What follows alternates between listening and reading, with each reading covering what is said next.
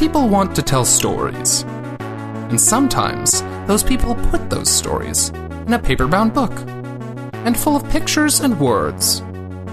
And then sometimes a pair of friends read those stories and want to have arguments about how the characters in them have time to be on 12 super teams at once, or how their invisible guns work. And that's where we come in. This is Comics Covered for the week of January 24th, 2018, episode 11. Only took me 2 takes to get that intro out. A little razzle-dazzle, though, on that. That was good. Mm-hmm. Yeah. Trying to inject a little bit of theater into the show. As I told you just before, you're trying to show up my wop bop loop bop wop bamboo from last week. Mm-hmm. Everyone has turned off the podcast by now. Here on Comics Covered, we talk about comic books and the world around them. If you're listening, thanks for sticking around. Yeah. The comics industry, comics, movies, TV, games, stuff that comes from a comic book. Yes. We also will talk spoilers on our current books, and I don't know, maybe some other stuff. We'll warn you about the spoilers, and we'll probably use some curse words. Yeah, I see. Okay, sorry, I want to talk about this for a second, because we always say this, but I don't think we swear all that much, honestly. There are probably a few shows where we don't swear at all. I would guarantee we swear in every single one. We swear very casually. I don't know. I don't think we're like throwing out F-bombs all over the place, but I guarantee we have sworn and we have dropped the F-bomb in probably every episode. Okay. I would be surprised if we hadn't. I would be surprised if I hadn't, specifically. You don't have a potty mouth all that much. You really don't. No, but when I do swear, and I throw them out kind of casually when I do. Okay. Anyway, you get a swear. Sorry, go ahead. I'm Doug. I have read quite a bit of comics, a number of them. I've got. That's saying it lightly. You have a whole closet. Yeah, I mean, in the grand scheme of things, there are people who have a lot more than me, and I keep a pretty... Just because you're not the worst doesn't mean you're not bad. Yeah, no. Fair. I keep a fairly light lid on trying to, like, weed out stuff I don't need. But, yeah, I have a sizable comics collection of boxes in my closet. I'm looking at them right now. And I'm here with my co-host, Jack. Yes, sirree. I'm Jack, and I've accepted comics into my life. It's quite the calling. And I'm supposed to guess someone that you're going to tell me off of Comic Vine. Yep. That's just a joke. Actually, my backup link here is not off of Comic Vine. So shove it up your ass. There's your swear for this episode. That is a swear. Hey. But the character for this week that I know that you probably don't know is in fact Comet the Super Horse. Did you just pause and then get closer to the mic to say the name? No, I didn't, Jack. Why would you say that? Okay. Welcome to NPR. I think that Comet the Super Horse has a lot to tell us about the economy right now. Sorry. Okay, in any case, Comet the Super Horse, I assume has nothing to do with Comet cleaning. It is a sponsored Comet cleaning mascot. No. Okay. Comet the... God, that is... Okay, I'll give you credit. I have not known the last couple things after that bad roll you had with the Cosmic Treadmill and Dexstar. Okay, Comet the Cosmic Super Horse? It's Comet the Super Horse. Just Comet the Super Horse, sorry. Comet the Super Horse. I don't think this is big too. I think this is Dark Horse. Before we get into your weird backstory thing, I will say you're overthinking it. And there's an obvious connection. Oh. So... Comet the Super Horse? Who could Comet the Super Horse be connected to? Who? Is it one of those heroes that you already... Or one of the characters that you already have told me, or... Okay, I'm going to give you this week, because this is a thing... No. This is a thing that we haven't done, and I'm curious to see if you have, like, just a little tidbit of information. Okay. If maybe that'll Wait, do you think I'll be able to get it by just the name? Because if you do, then I would like to try and guess. Oh, okay. Let's play a little 20 questions here. Is it have to do with one of the characters you've already said? I mean, I'm not sure. I mean directly. It could have the way with that them, you no. mean right now about not one of our previous secret characters. Comet the Super Horse. God. Okay. Can I? Will the publisher give it away? Probably. Should I just tell you? Is it Marvel? Publisher? No, it's DC. Okay, it's DC. Comet the Super Horse. How does that give it away? DC. Okay. Comet. How about this for this week? Let's do play 20 questions rather than your normal gussing. Let's okay. Play 20 questions. Can you cue the quiz music up for this part? Because we don't have a quiz at the end. Mm-hmm. Okay, sure. Cued. Okay, here we go. Comet the Super Horse. Is it involved with a hero or a supervillain? Or no, is it involved with a hero? Yes. Is it involved with the Trinity, whatever? Superman, Wonder Woman, or Batman? For the purposes of time, yes. Yes, it is involved with one of the Trinity. Is it involved with Wonder Woman? No. How is... What? I can't believe you're not getting this. Okay. Are you kidding me? Comet the Super Horse? How am I supposed to... Okay, it's Superman then. Yes. It's okay, the Super Horse. Whatever. Things can be super without Superman, there right? Is you might not know this, but there is a history of Superman family pets.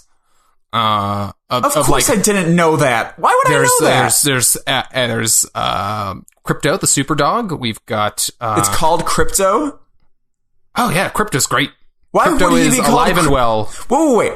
Why would he be called Crypto, something that is poisonous? That's like us calling a dog cyanide. That's fucked up. The plant they're from is called Krypton.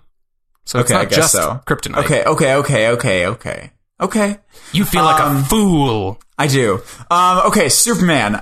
So it's just Superman's horse? It's actually Supergirl's horse. Supergirl's horse. God. Do you want to guess, or can I just jump into this lovely, lovely backstory of Comet the Super Horse? I'm so excited. We know. I've spent too much time. 20 questions for my guess. Go ahead. You go. I'm so excited. Comet the Super Horse is Supergirl's horse. Okay. From the Silver Age. Now, is Supergirl the same origin sort of thing that we see in Injustice 2, for example? Like, was she like sent to Earth? Yeah. And then she just came later than Cal? Yes. She got like her ship went wrong or whatever. So she's perpetually younger than Clark Kent. Yeah. She is younger in when she landed, she is younger than Clark Kent. Okay, so go ahead. So Comet the Super Horse, Supergirl's horse, what would you... actually, do take a stab at. How do you think Comet became the Super Horse? First of all, I'm not going to stab a horse, you goddamn sicko. Let's see here. Comet became the Super Horse. I mean, I would guess she just wanted a horse sometime and but they can't give their energy to them. Maybe there was some weird blood transfusion, the horse was dying and bleeding out and she was like, I can't have it bleed out, so she gave it some of her blood and that made it the Super Horse. A fucked up, routine animal horse blood transfusion. I don't know, man. It's DC. Okay. Comet the Super Horse, was a centaur. Wait, half man, half... Yes, he is a centaur. Okay. Who was cursed by the evil villain. I believe her name is Cersei?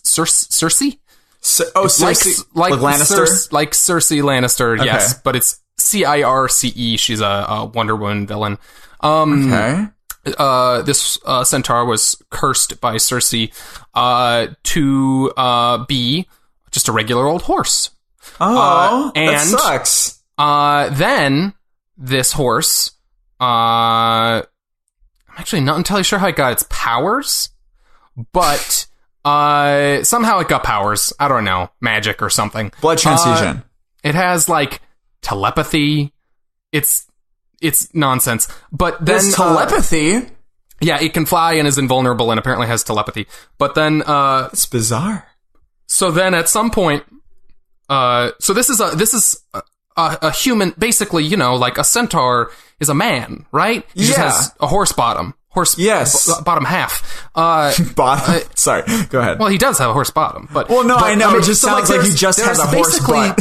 So there's basically the brain of a human, of like a person in this horse. Yes. And he was cursed to just be a horse. Yes. And then at some point he is turned into a man, just a regular old human, and he falls in love with Supergirl.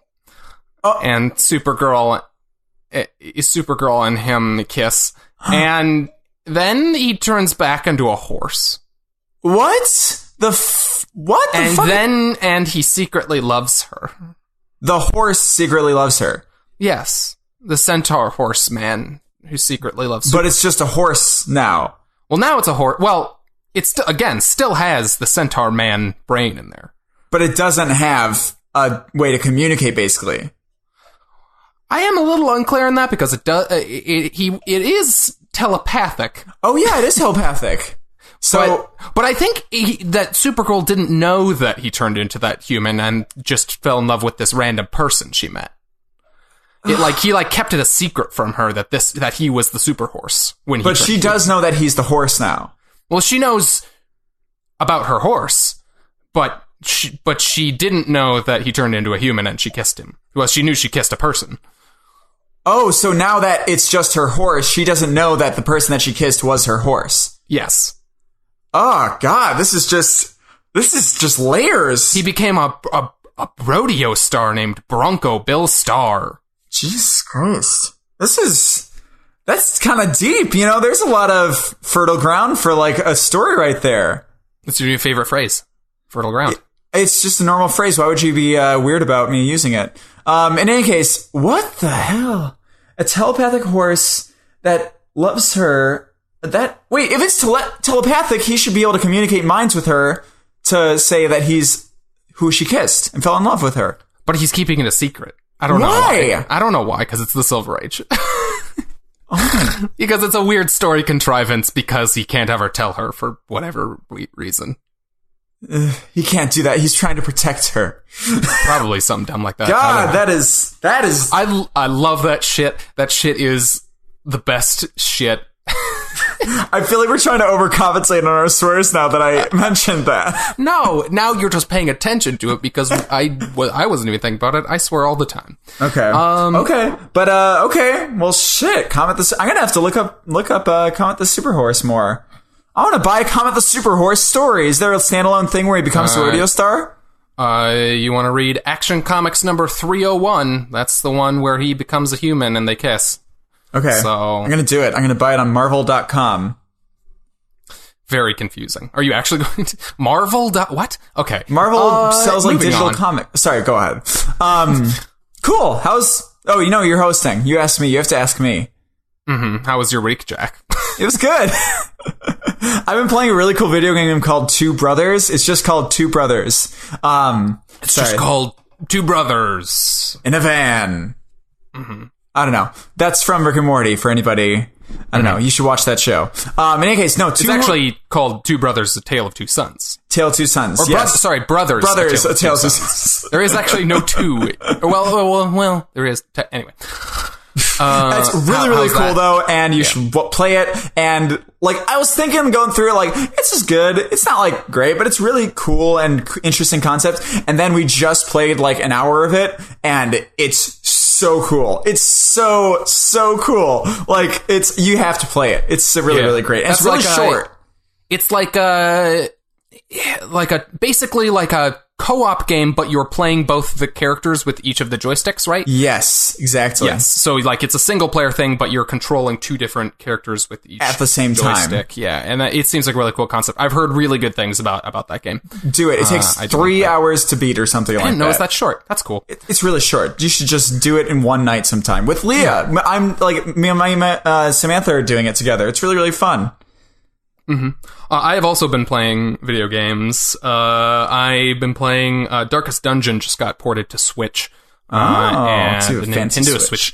And that's a great game. I mean, I've played that game already. That game has been out on PC and like PS4 and stuff for a while, but it is a really great Switch game to just have. Like, okay, what's it like? What kind of game is it? I don't know. It's a turn-based, Lovecraftian sort of, like party RPG, as in like party based. Like it's like you have a team of people. Oh, and you command them. Yes, and it's like it's a lot of like managing their stress levels because it's Lovecraftian and stuff, along with their health, and like a million different classes, and they all have different kind of specialties, and it's all very positioning based like there's like 4 slots, and each of the people are in different slots, and they can get moved around, and that fucks with your attacks. But it's a really great game. Okay. And I'm enjoying playing that. Very stressful, very great. Okay, awesome, cool. Should we move into our news? Lovely music. So in movie news this week, this was, I mean, I don't know, it is a surprise and it isn't. Like, it's a big deal. It's a big deal, definitely. I mean, it is a big deal. I'm not saying it's not a big deal. I say this is it's a little bit of a watershed moment in some ways. I don't recall. Okay, what is a watershed moment? Before, but oh Jesus Christ, I've never heard that before. Are you kidding me? What is a watershed moment? Like it's like a groundbreaking moment. Okay, that's what I've heard. Oh my God. Sorry. Normally when people hear a new phrase, they just go, "Oh wow, interesting," and then they move on, and then maybe they use it someday. No. Okay.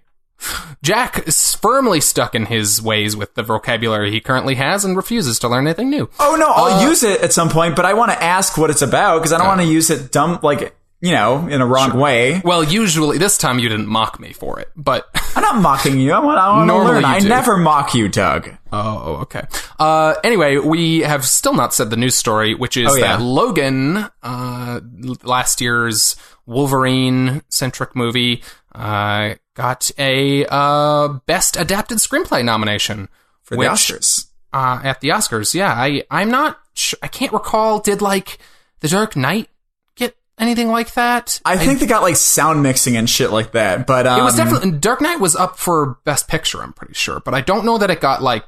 Screenplay seems like something that is a bit of a step forward in terms of. I think that's the big deal here. That it's adapted specifically from a comic book for the writing of the comic book. Basically, I think that's like, what people are. You know.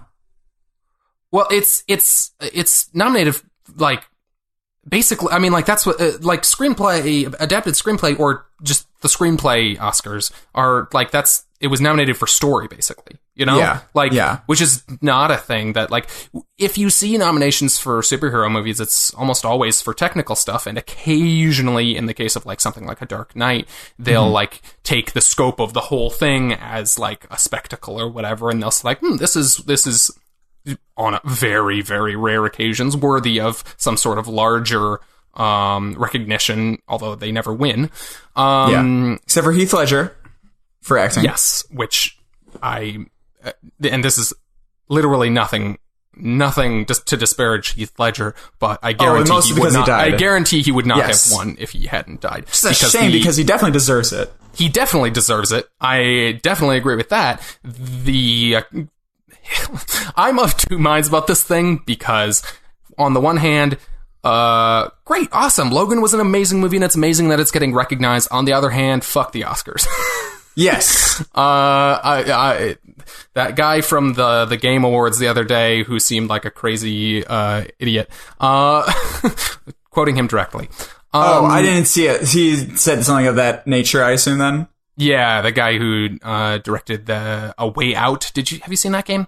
Anyway, it looks cool. I think so. The director seems like a crazy person. In any case, but this is, it's cool that they're changing, maybe little by little, but who knows if this is going to stick. Yeah, but I mean, as long as this is happening, it was a great screenplay. I personally thought they tried a little hard to show that everyone had a R rating.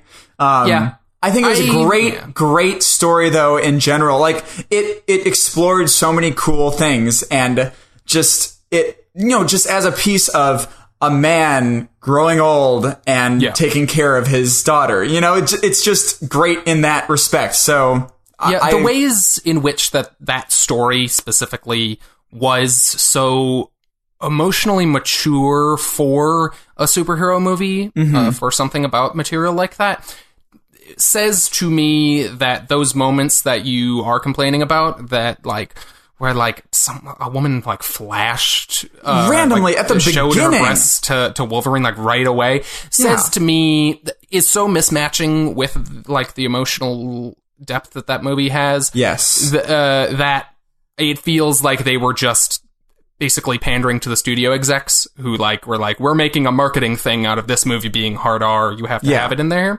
So I like it is the fault of the movie, but I look past it in that it feels it doesn't feel like it doesn't feel at odds with the story. It just feels like weird and forced. But it is. But it doesn't feel to me like it takes away from the great things that story does. And I'm really glad that even if it's a source that I don't really appreciate in terms of like art critique, film critique, I'm glad that people are seeing this movie as an achievement in story. Now, I have a good question on here. I know we want to get on to another news story, but I wanted to ask, do you think from the past, has there been a screenplay or something that's been adapted from a comic that, now that this broke the ground, maybe that should have done better or been more recognized? Do you think there's one from the past? I don't know. No. This is pretty different. Much as I want superhero movies and more genre film in general to be recognized by places like the Oscars or whatever else, film critique, the story aspect of superhero movies specifically is not usually their strong point. I don't know that I would like. I love a lot of superhero movies, but it's generally more for the craft of like the movie itself than like how amazing the emotion and the dialogue was in the story. I can feel that. I think that's something that really set Logan apart, and I'd love to see more of that going forward. I hope it's going to be pretty influential. If it wins, even with this nomination, there's a pretty good chance that's going to open some eyes. So, for sure. I would be very surprised if it won. It feels more like just kind of a nod to them, but I mean, yeah, that would be. I feel like it's going to open a lot of doors if it wins. Yeah. But I mean, it's a big thing. Even that it was just nominated. It's an honor to even just be nominated. We should get you up there, Doug. You gotta get your acceptance speech. No, thank you. Thanks everyone. I'm just gonna go, I guess. Thank you. I'm gonna pull a Joe Pesci and just say thank you and walk off the stage. Did he do that? Have you never seen that clip? Oh my God, look up Joe Pesci Oscar speech. It's the most amazing thing. He walks all the way up to the stage. He takes the statue who walks up to the microphone. He says, "Thank you." And he just walks off. It's amazing. Was it for Best Actor in something in like a Goodfellas or something? I think it was like a Best Supporting Actor thing. I don't recall. It might have been. I don't recall exactly what it was for, but damn. You've seen Goodfellas, right? Oh yeah, I love Goodfellas. Okay, I have to always ask because you haven't seen a lot of older, really great movies. You told me that yourself. Very true. Very true. Okay.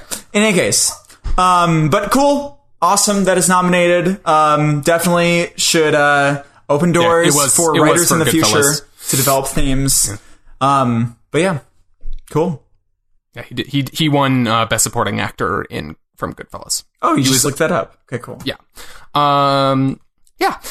Also in movie news this week, so someone snapped some set photos, not official, but they are definitely real, of the the Captain Marvel set of Brie Larson in her Captain Marvel costume. Mm-hmm. And posted them on Twitter, and the internet was having a little bit of a field day complaining about this because it's weird looking. Okay, so here's the thing. The design of this, if this was a black and white image, is spot on. This is basically, I mean, it's a little bit busy, but all of the movie versions of the costumes are quite a bit busier than their comic counterparts. That's no surprise. But, like, it looks like, if it didn't have any color, this looks like an MCU version of Captain Marvel's costume. However, her costume is normally red, blue, and gold. It's a very classical-looking superhero costume. It's a modern superhero costume, but it's a pretty classical-looking one. And this costume is like... what? Forest green and black. It's like forest green, black, and silver. It's just weird. It's weird. Like, it's not pleasing. No, it doesn't to look her, great. To anybody's eyes. Like, it's just... No, she especially, like, it doesn't look great in it. I just mean, like, with her hair color and stuff, like, it just... Yeah. It doesn't look great with her in it. We're not trying to put her down. Like, no, she I'm not obviously insulting Brie Larson. She is a beautiful woman, but it's just not flattering. It's a weird costume. But however, I'm guessing. So some people were pointing out. This isn't actually my point, but some people were pointing out that originally, when she got her powers, she did very briefly wear a costume that was green and silver. Oh. So my guess is she will wear this either for a little bit in this movie and then she'll get a new version, or seeing as this is so similar to the actual design and it's just the colors, I'm guessing she's not going to get just a recolored version of it. So maybe she'll just have this for this movie, and then when she kind of has a sequel or is in the next Avengers or whatever, she'll have like the real version of the costume.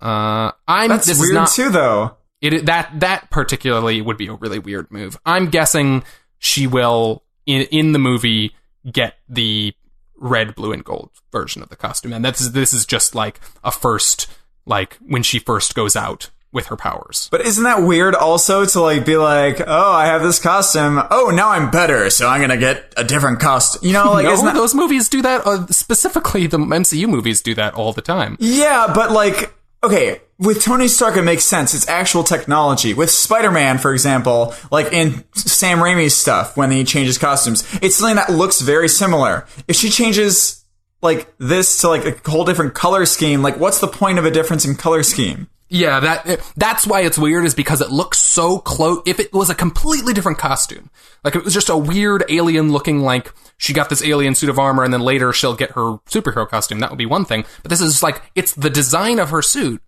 but it's the wrong color. So that's what's so confusing about this more than anything. It's like, is she just gonna recolor it?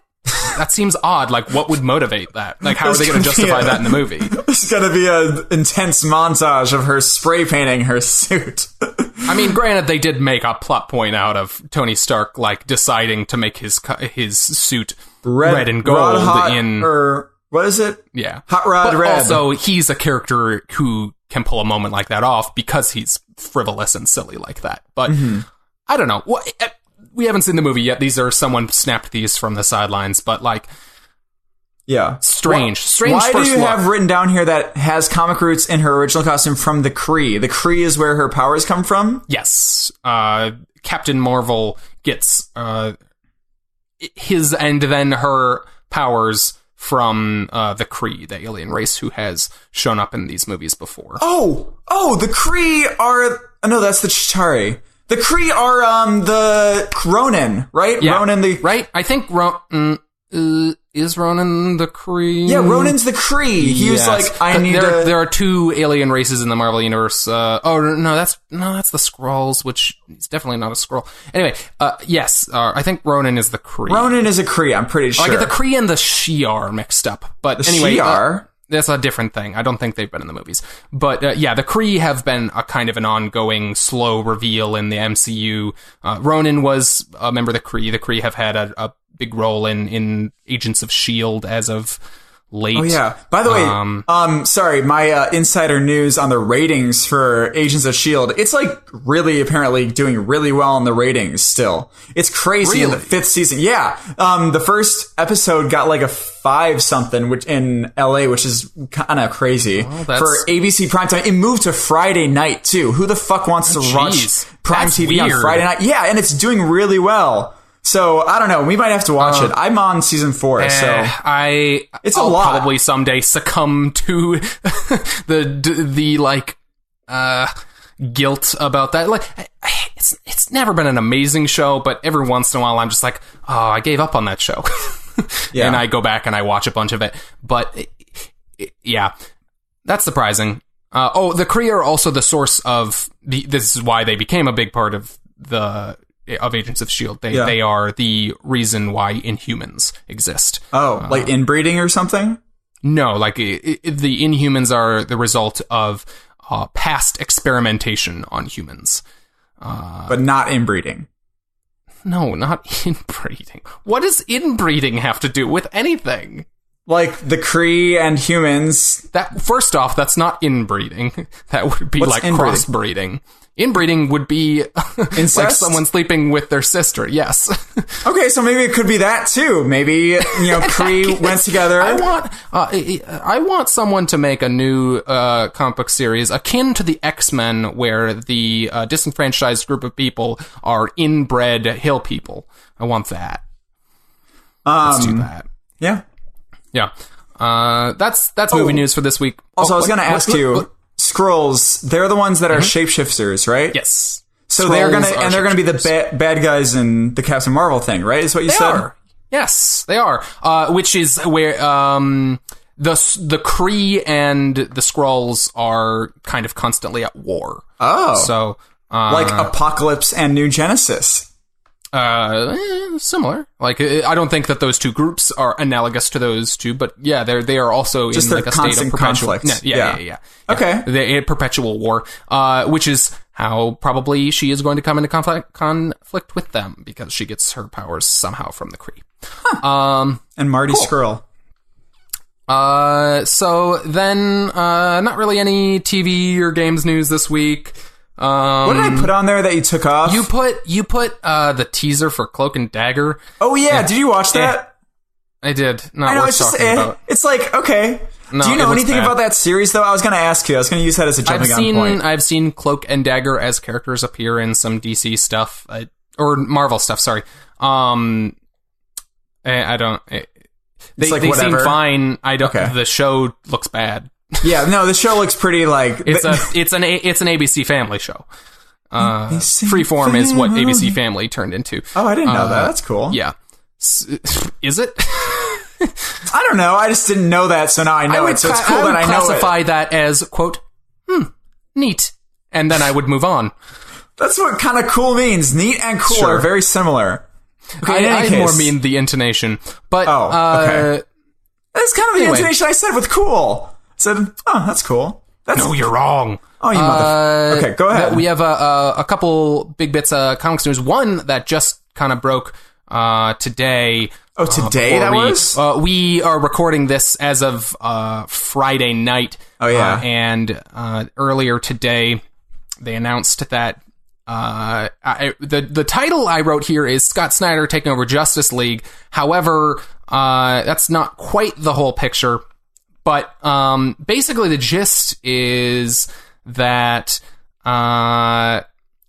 so Christopher Priest is going to be ending his run at issue number, what is it? 30-something? 38 or something. Anyway. But 38? That's coming up pretty soon. That might not be the right issue number. Anyway, he's going to be done sometime soon, and then spinning out of the events of Dark Knight's Metal, Scott Snyder and Francis Manapul are going to be doing a 4-issue miniseries called Justice League No Justice. No Justice, okay. And that is going to set up basically a whole new status quo for the Justice League. And I'm extrapolating from this a little bit because they didn't give a whole lot of details. They said it sounds like it's going to be multiple books with a flagship book being written by Scott Snyder. Don't know who the artist is. Maybe it's Francis Manapul still, but maybe it could be Greg Capullo, but I feel like they would have said that if they already announced Snyder. Mm-hmm.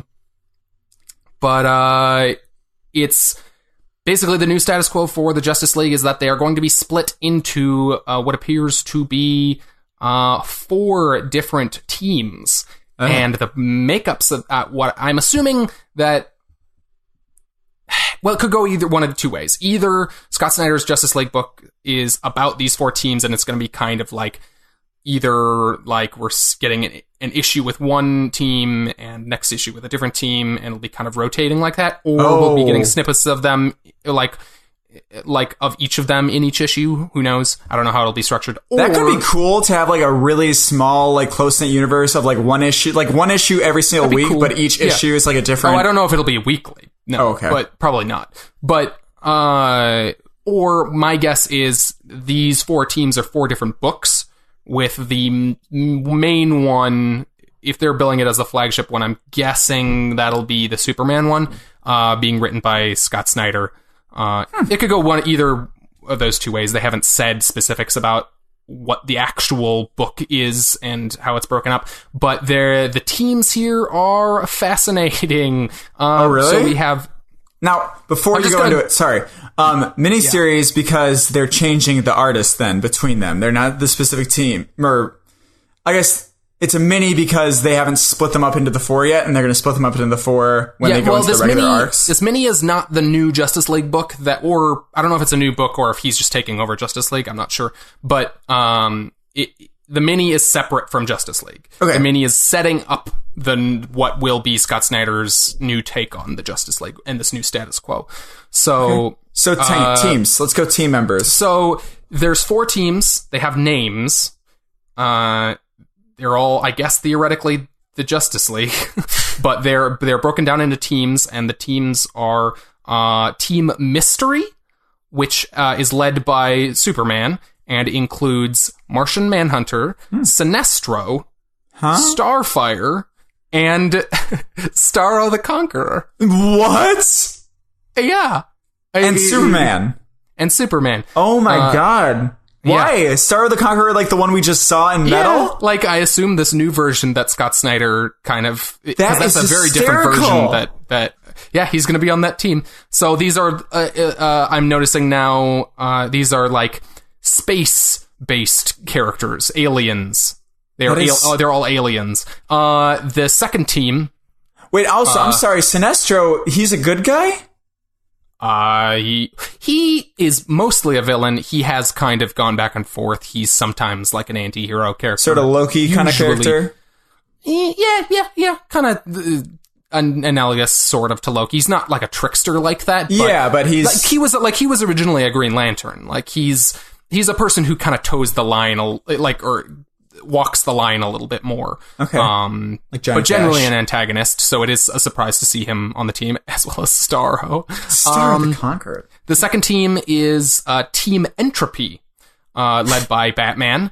And on the team, we have Deathstroke, Beast Boy, Lobo, and Lex Luthor. 3 of those are all either anti-heroes or villains, right? Yeah, Deathstroke and Lex Luthor, definitely villains. Lately, Deathstroke has been sort of an anti-hero, more so than a villain. Lobo is an anti-hero, occasionally a villain, but generally an anti-hero. Okay. And Lex Luthor... Lex Luthor in the modern age is sort of an anti-hero. He's been kind of claiming he's Superman for a while now, so he's been kind of a weird anti-hero, and he was on the Justice League a few years back for a little bit when Jeff Johns was writing. it was a weird scenario where they were like no one trusted him and stuff. But anyway, Weird. Yeah. So weird. That's a weird team. Okay, let's keep going. I'm excited for all these, for them promoting a lot more like Teen Titans characters on the book. I'm not a fan of when it's like just like all of a sudden Cyborg's on the team, because I don't think the character really merited that. But I do like the idea of like, oh, we're taking all of these characters and they've been around for a while, so their status quo is higher. They're kind of graduating. I like the idea that them as kind of a class are kind of elevating in status. That's cool. It makes sense. I think it makes what now? It just makes sense by the advancement of time. Yeah. Yeah. And I think it makes Cyborg on the team work better as well, that other members of the team are on Justice League too. Gotcha. The third team. Also, really quickly, remind me, Starfire's abilities. She's not straight up fire. She's other stuff, right? Yeah, she has like energy blasts and like fiery blasts, and she can fly, and it's very strong. Okay, and Beast Boy is basically Buona Beast. No, Beast Boy it turns into animals. Okay. Did you ever watch the Teen Titans cartoon at all? I did a little bit, not really a lot. Okay. Beast Boy's cool. He's often like a comedic relief kind of character. He's like a jokey guy, but he turns into animals. He's green. He's cool. Okay. Go on, Team 3. Team 3 is Team Wonder, led by Wonder Woman. Wonder, yeah. On this team seems to be, I don't know I guess the theme of the second team is kind of like anti-heroes, I guess. I don't know why Beast Boy's on there, but anyway, maybe he'll become more of an anti-hero. I don't know. Maybe him and Batman are going to be like more like together to like keep everyone else in check. Yeah, I don't know. I'm not sure. Then we have, on this team with Wonder Woman, we have kind of the more mystical side of the DC universe. So she has on her team Dr. Fate, Raven, again from the Teen Titans. We have Zatanna. Magic chick, right? She has like the top hat and the suit. Okay. And Etrigan the Demon. Oh shit, that one's gonna be crappy then. Stop it. I've been trained to believe that he's just shitty. He's not shitty. He's a misunderstood. No, he works better in like a larger scale book like this. Okay. I think than as like a solo character or like a key feature. But I like Etrigan. I like Etrigan a lot. But the last team here. Wait, I'm sorry. Dr. Fate, isn't he like have other important stuff to take care of? The premise of this book sounds like it's some pretty like universe ending shit. Like at least for this miniseries. Yeah. So Flash is leading the last team, which is called Team Wisdom. That's kind of funny. Flash isn't really. I don't know. I don't know what smart of a character. I don't really understand I don't know why like Superman's team is called Team Mystery. So I don't really know what the Wonder is really the only one that makes sense, but I think that's more tied into the fact that they're magic users, although it does line up nicely that Wonder Woman is leading it. So I don't really know what the naming convention of this stuff means, but I assume it'll make sense when you read the book. Flash should be Entropy. Batman should be Mystery. Entropy, I guess, could be Superman, and then Wonder is good with Wonder Woman. Wouldn't that make more sense? I assume there'll be an argument for why they are what they are. Okay. Scott Snyder always gives you a lot of detail on why stuff like that is the way it is. Usually. So Flash is leading Team Wisdom. On this team, I'm not entirely sure what the pattern for this one is. Maybe more juvenile kind of characters. I'm not sure. Because on the team we have Damian Wayne, Robin. We have Cyborg, and we have Harley Quinn. Just 3 people or 4 people? And the Atom. So maybe not. Cyborg and the Atom don't really fit that description, but other than Cyborg being young. But so I'm not really sure what the pattern is on that one. Weird. Just but that's Team Wisdom.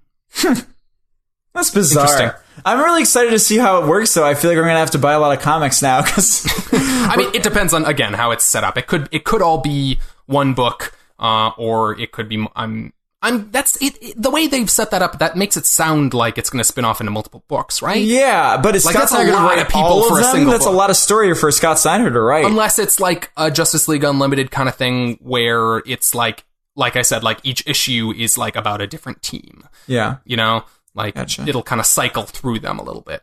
You took off one of my stories, but it actually is kind of relevant.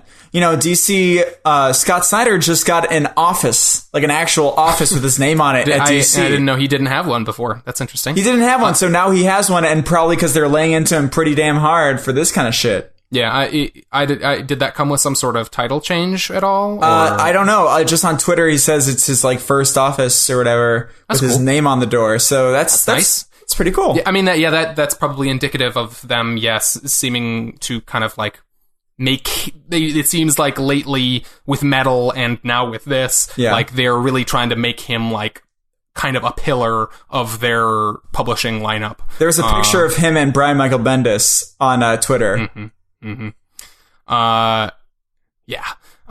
So this is gonna, I mean, depending on how this rolls out, like this is a big status quo change for how the Justice League has been kind of the Justice League for a very, very a lot of years now. Yeah. And like, this seems like a really big shakeup in terms of like since the New 52, it's been basically the normal 7 characters you think of, with Martian Manhunter swapped for Cyborg.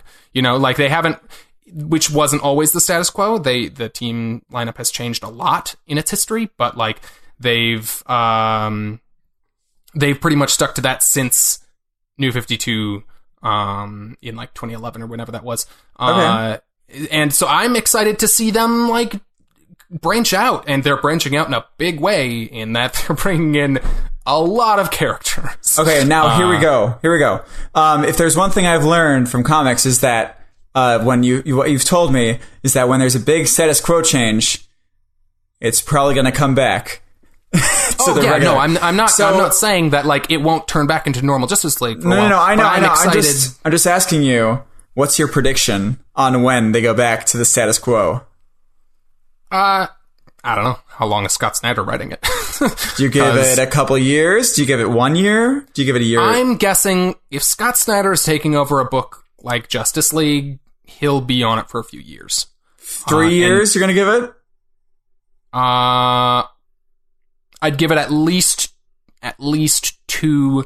I mean, I don't know that he'll be on it as long as he was on Batman. But he was on Batman for like 51 issues plus specials and stuff. So that's how many? That's like it's not quite 5 years. It's like four and some change. Okay, I'll give you 2.5 years. Is that good? I mean, yeah, it'll be a few years, I think, at least. Like that seems. Okay, so you want 3 years? Why are we being so specific? Well, you said a few years. That's exactly 3. 2.5 years is less than a few. I think a few is vaguer than that. Anyway. A couple is 2, few is 3, several is 4. I'm not getting into this semantics thing. In any case, I'll put you down for 2.5 years. And I'm going to put myself down for 4 years, just to be different. What happens if I'm wrong? Then you... You think he's going to be on there for 4 years? Yeah. No, okay. I'm not. I'm going to put it down for 1.5 years. I mean, I don't know. Maybe this will be way longer than his Batman run. I have no idea. But I put this down for 1.5 years. Like, it's just such a bold new kind of direction to take them. And I'm excited to see where this goes. Would you say it's brave and the bold? The bold. It's both bold and brave. Okay, in any case, we should move on. Yeah. So, but that's exciting. It is exciting. I'm excited. It's just going to be great. When is that? Well, sorry. When is the miniseries supposed to come out? Is that on solicitations or no? The miniseries starts in May. Okay. Oh, it's a weekly miniseries. Hey. So it is, that part is weekly. Hey, what did I tell you? But only 4 issues. But but yeah, so that'll be a cool month. That's exciting. That shot up in terms of my most anticipated comics for this year. My most anticipated stuff for this year. Yeah. I'm very excited. Very cool. Yeah. Last bit of kind of news here before we get into... Yeah, before we get into, we're going to do some highlights from April solicitations. Doomsday Clock has been monthly up until now. That's Jeff Johns' book about the Watchmen, kind of intersecting with the DC Universe. It's been fantastic. I've been very surprised that has been coming out on a regular monthly basis. So this doesn't come really as any surprise to me, but it's been changed from a monthly to a bi-monthly, which basically means that it's going to be every 2 months. The next issue was delayed, and basically immediately upon announcing that, Jeff Johns came out and was like, we're changing the release schedule of this book. It's going to be every other month now. So it's good that they're doing it, though. It's disappointing, but it's good that they're doing it, because I guess, so this is more pages than a regular issue then? Yeah, they're doing 35 page issues. Regular monthly comics are usually about 20-ish. Okay. I don't remember that. Hey, like you just said, sorry, a little bit of a tangent. My girlfriend and I, Doug knows this, my girlfriend and I just watched Unbreakable, and Doug was telling me about how some of the commentary on comic books has changed, and that's one of them. They said that normal issues have 35 pages. Yeah, they used to be longer. Really? And this is about the length of how comics used to be. When Watchmen was coming out originally, maybe? I'm not sure. Probably. I mean, makes sense, in the right? 80s, they were probably about that length. They've gotten shorter. They got shorter kind of in recent years, and then DC and Marvel started doing a lot of like twice monthly books, and so those are even shorter. Okay. Yeah. So I mean, it's a bummer, but I completely understand. Like, if you look at like Gary Frank's art, like, that shit doesn't happen quickly. No. I've been very surprised that they've been able to keep up at the pace that they have been, even just at 3 issues. Mm-hmm. But yeah, so it'll be coming out less frequently, but if it means that the quality bar is going to remain high, it does add a weird little wrinkle in that this book is technically supposed to be taking place exactly a year into the future of the DC universe. Oh. What does that mean if this book is going to be going on for basically 2 years now? I guess so. I don't know. Because the idea was that this 12-issue series would end at a year, and then the rest of the universe would catch up. And they would just be in the universe. Well, I mean, whatever the effects of it are, whether the Watchmen characters are there or there are other rippling effects of some sort, which they're almost sure they will be, though that's when they'll take place. So I don't know if that stuff is now delayed also, or what that means, but I would guess that would be the case, that whatever stuff comes out of this is just going to also be delayed. And so basically this series is now taking place 2 years into the future, which is odd. Odd observation here. Doomsday Clock debuted this week. Very subtly, didn't even call any attention to it. What will be the new Batman costume?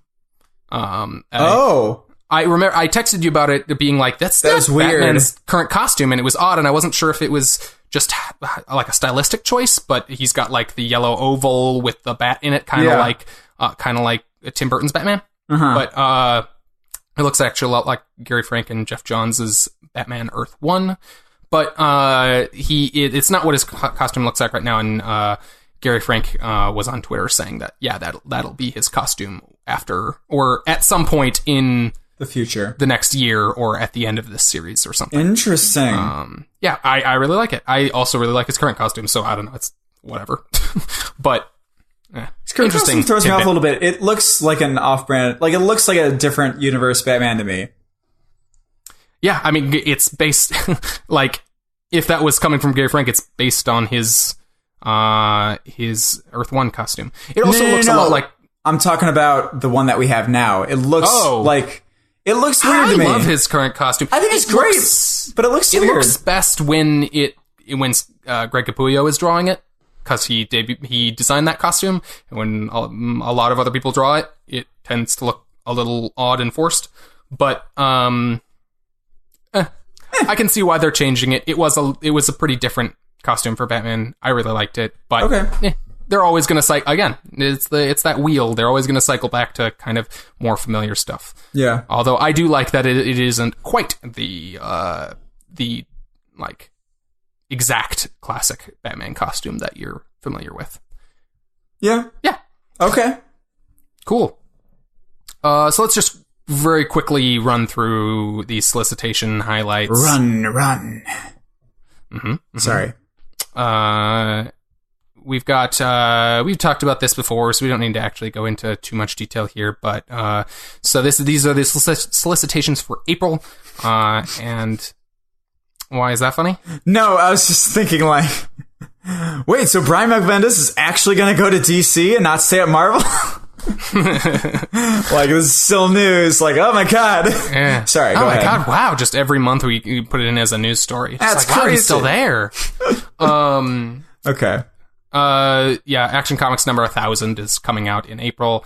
I really only put it in here because it is very notable, like that it's coming out. We've talked about it before, so we don't need to go into details. Yeah. But we talked about the creative teams that are going to be on this book last month, and there's some really great people doing stories in it. Or they're going to feature Clayface in this story.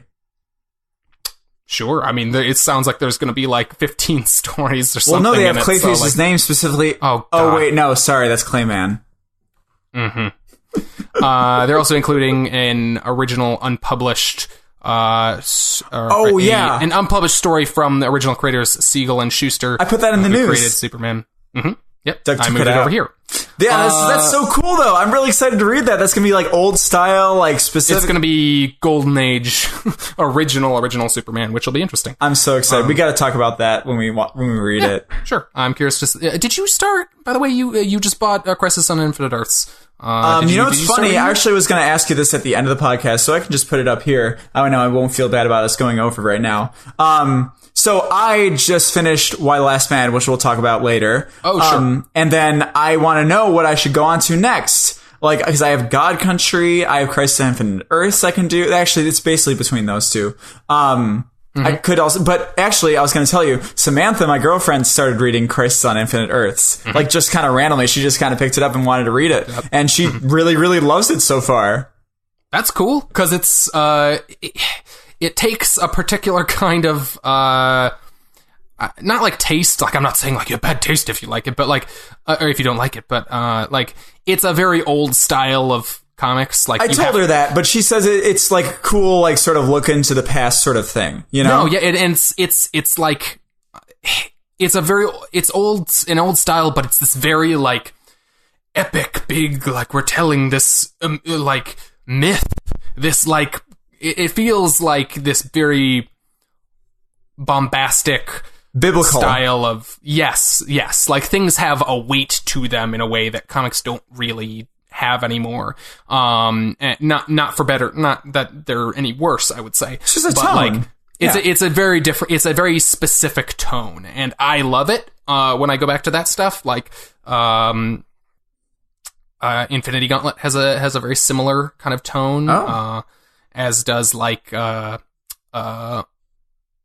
Multiversity is very specifically inspired by, Crisis on Infinite Earths. Oh, but that's a new one too, right? Yeah, I mean, yeah, Grant Morrison is always doing all his old comics reference stuff, but okay. Yeah, anyway, we didn't need to get too sidetracked by that, but I mean, it depends how deep down the rabbit hole you want to get. If you want to read something quick, God Country is probably the best thing that came out last year, but well, how quick do you think I'll be able to get through that? Because I don't want to delay Crisis on Infinite Earths too much. I read God Country in a day. Are you kidding me? I mean, it's 5-6 issues. I don't know. It seems pretty thick. Maybe I have a lot. Maybe I have a lot in the trade. It seemed it probably really has thick. a bunch of stuff in the back, but I'm excited to read that then, to see all the extra great stuff. I mean, at most, like, you can read it in like 2 days. I'm going to read God Country then, just to, because Crisis on Infinite Earths is going to be a whole thing. I'm going to need my parents to send me Infinite Crisis for right after that, because it's at home in Minnesota. So you already bought that one? Oh, okay. I told you about this too. episodes ago, I bought Infinite Crisis before I understood what comics were, because I wanted to see Superboy punching the panel, because I thought that was really cool. But then I definitely do remember that. Okay. Yeah, then I started reading, I was like, what the fuck is going on? Oh yeah, you would have absolutely no idea what's happening in Infinite Crisis if you, one, have no idea what anything in comics is, and two, if you hadn't read Crisis on Infinite Earths. It is basically a direct follow-up to that story, even if it is like 30 years later, right? Yeah. 20 years. Yeah, I guess it's 15. It's like maybe 40. It was in the 80s. 30 to 40, something like that. 30 to 40? I guess Infinite Crisis came out like mid 2000s, right? Oh yeah, I guess so. That'd be like 30. 20. Yeah. 80s 1986 after 2000. 1986 is when it came out. Fine. All right, fine. Like 20ish. Literally almost exactly 20 years. I'm looking it up right now to make sure I'm 50 right. years, hey, Jack. You keep doing the goddamn solicitations. I'm gonna look up years later who's more right, because I'm always more right. Yeah, you're closer. I don't know what years are. Okay, yeah. So, going quickly through these other solicitations. Oh, another tangent. No, okay. I'm not doing that again. Oh. I'm joking. Okay. Cyborg number 21 is being taken over by Marv Wolfman, who is he's not. I don't think he's the creator of Cyborg, but this series it seemed like it was going to get canceled, but I guess it's not. Oh, they got they're getting a new creative team. Marv Wolfman, the guy that did Crisis on Infinite Earths. I think yes. He did write Crisis on Infinite Earths. Yes. He must be old, right? Yeah, older. Old. Yes, I know he's older. I mean, I don't think he's like 90, but like it's 2018. That was 30 years ago now. I mean, I think he was younger, like in his 20s or 30s or something when that book came out. So he's an older middle-aged man. But by the way, 1985, 1986 was that, and 2005, 2006 was Infinite Crisis. So there you go. Fine. It was almost exactly 20 years. That's all. That's so cool. Marv Wolfman of Crisis on Infinite Earths and of our very seminal Teen Titans run is taking over Cyborg. So there's a connective thread there. I liked when we read to see how that is. When I read I don't know what was it, Rebirth. I read that big DC event thing, single issue that went over all the different stories that I read. Yeah, just DC Universe Rebirth. Yeah, they went over Cyborg and his struggle with like being human still and everything, and exploring that sort of thought line. I really like that. A lot of people do that? Like, is there a specific everyone? Oh, really? Literally everyone who that's takes like his only thing. That's like what every single person thinks they're bringing to the table when they take over Cyborg. Oh, that's annoying. It's very annoying. Okay, in any case. But I would assume someone like Marv Wolfman, who's written the character for years and years, would not do that because he's done it before, I would assume. Okay. So moving on, that's DC for April. Over at Marvel, we've got apparently they're making a series out of this, the Return of Wolverine stuff. It's a book called The Hunt for Wolverine. I don't know if that'll be good or not. It's written by Charles Soule, who's a pretty, like, I don't know, he's a Soul brother. He's an okay writer. But Wolverine is coming back around that time, or the event is starting at that time. Or I don't know if it's an event, but anyway, that's happening. That Exiles book that we talked about in news a little while back is coming out in April by Saladin Ahmed. He's got a new book out called Abbott that is getting some really good reviews. I might go back and pick that up. It's like a weird social commentary / period monster fighting book, monster hunting book of some kind. That's cool. I think I only vaguely know what that book is, but and you have his Black Bolt now, right? I do not. I was asking about it, and you said you don't have it or something. I don't have it yet. Okay. Anyway, if I might get it so we can read it whenever you get it, but depends on when you end up reading that. Well, I have it with my comic shop. They were sold out of the volume 1, so I which they only have a volume 1. But yeah, I mean it's not much further into the series than yeah. that. I think they're at like issue 10 or 11 or something like that. Something like that. Okay, in any case, okay. We also talked about the next book, Domino, number 1 by Gail Simone. Do really want to read this, definitely. Right around when Deadpool 2 is coming out, right? It's starting. Oh, no, total coincidence there. Okay. I'm sure that was planned. I'm sure this whole book was planned because, well, I mean, I don't know. You're talking about how Gail Simone might have actually really wanted to do one? That's my guess. I'm guessing, like, Gail Simone saw an opportunity that, like, Marvel will want to be cashing in on this character or getting this character's profile up, and probably wanted to write a book about her.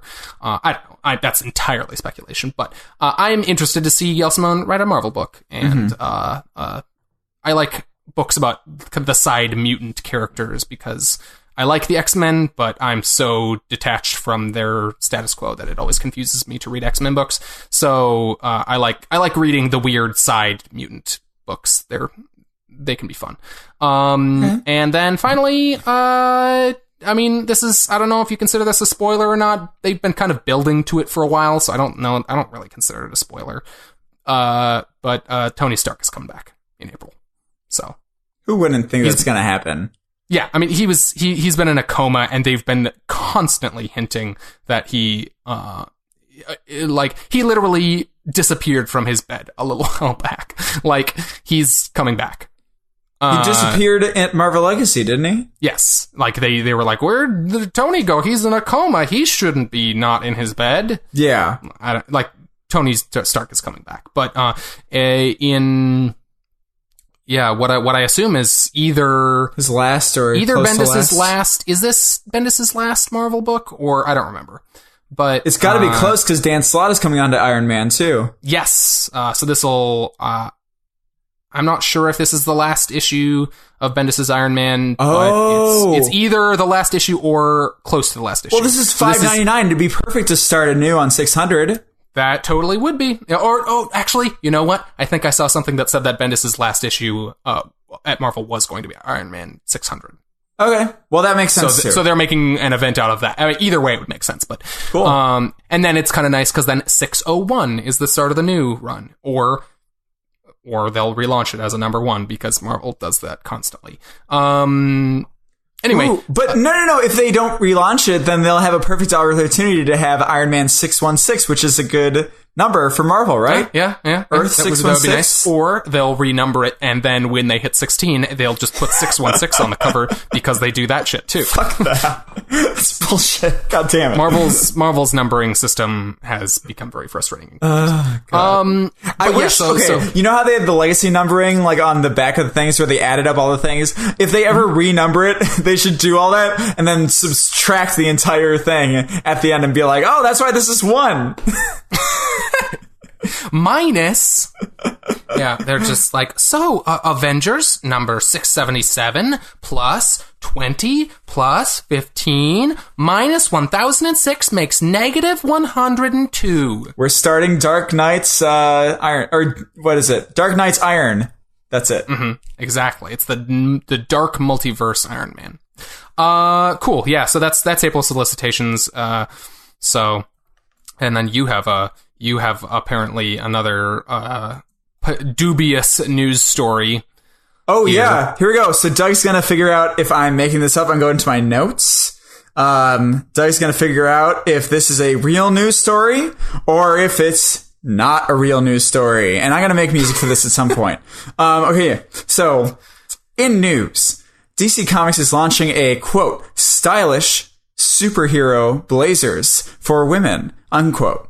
The line includes the, quote, boyfriend blazer, custom print lining featuring powerful women in DC Comics, vintage print trousers, lining of the waist has women in DC on it, Harley Quinn, Wonder Woman, Batgirl, Supergirl, Catwoman. Doug, is this real or is this not real? This feels like a trap because I wouldn't put it past you to write an absurdly, weirdly, and specific amount of copy like that. That's the point. But it sounds very real. So I'm going to say real. You sure? Final guess. It's real. Okay, it's real! It's real! So, everybody get out there, go to fun.com, I think it is. Currently sponsored by fun.com. I've never been to fun.com. Like, what? Let me see, what is fun.com? What? Fun.com. No, I'm going. I'm seeing what it is. Oh, this. Cool. This is porn, Jack. This is pornography. Oh, shut up. It's not porn. They sell like novelty clothes, it looks like. Yeah. So yeah, that's the thing. They'll probably be really expensive, and I'm fairly confident if you had written that copy, I would have been able to identify that it was fake. Why? You didn't identify it was... This is a challenge. This is a challenge to you. I'm not saying do this next week, because that gives away the game, but like, I'm fairly sure if you had written all that like copy, I would have been able to be like, that's not real. But I did write all that copy. Wait, you think that like the way I would write it would give you a idea? Did you not? But I mean like the specifics of it. I guess more so than the phrasing. I'm gonna write specifics if I'm gonna give you a news story. Yeah, but that stuff, I don't know. You just think I wouldn't be able to write something that you would find believable that's actually fake. I don't know. Okay, my guess is you're gonna forget about this next week, so we'll just see. All right. We'll just see, Doug. Well, anyway, that's 2 for me. 2 to zip. You got last week wrong. No, I said that was real. Fake. I don't think I did. Okay, well, we have the archives, and everybody else can tell me. I'll do another poll, which I won, by the way. No one knows what pastiche means. You won. There, 3 people voted. I didn't see the amount. I don't look at numbers, Doug. I just see percentages. Voted. 2 people said no one said it was fake, and also your question was very leading. I don't know what you're talking about. 2 people said that they didn't. That pastiche is not a normal word that people use. And you were the one person. And no, I was not. You were. I don't think I'm allowed to vote in it, and I didn't even know. You have your own Twitter. I know you do. I did not vote in it. I didn't know it existed. All right. So every week we read a bunch of comics. Our stack for this week, we had a few shared books that we're going to talk about. I had some extra books. So we both read Doom Patrol number 10, Doomsday Clock number 3, Thanos number 15, Avengers number 677, Marvel 2-in-1 number 2. Yes, sir. Which we did not, in time with when the book came out, read number 1 of Marvel 2-in-1, but we both kind of caught up with it to read the new issue this week. Literally read it today. Like, my comic book store got sold out of it, so I had to buy it on the Marvel.com, the digital comic. Oh, did you? Yeah. It was actually pretty cool. They have guided reading on it. Earlier you said you were going to buy a DC book on Marvel.com. I'm pretty sure. That's what I meant Marvel 2-in-1. Oh. You said you were going to buy that issue about Comet the Super Horse on Marvel.com. I was giving you shit about it and you didn't understand. Okay. Yes, I didn't understand. Give me a break. I'm sorry. I'm still new to this, okay? You got weird about that. I didn't know what Image was. No, and I wasn't giving you shit about it. I just was surprised that I have a hard time knowing exactly what is necessarily in the common knowledge of people outside comics. No one knows what Image is that don't read comics. I swear. But anyway. Okay, when I went to Barnes & Noble and they just said DC and Marvel, graphic novels on sale. And the guy was like, oh, yeah, that's fine. And no, any graphic novel. That means any graphic novel. And he's a normal person, so, your Barnes & Noble is a lot more lax about that stuff than mine. I have tried to buy other publishers when they have those publisher-specific sales at Barnes & Noble, and they make me put them back. So, dang. Bad people. Barnes & Noble. So then I also just to call out these books, I also read, I had a... Call it your addiction. Oh, Jesus Christ. You're insane. Black Magic number 10, Black Science number 34, Detective Comics number 973, Sherlock Frankenstein and the Legion of Evil number 4, Flash number 39, and the Wildstorm number 11. Spoiler warning. What's one other character from Legion of Evil? What's one other character from the Legion of Evil? We had, they talked about in this issue, damn it. It's hard because these are all new characters, you know.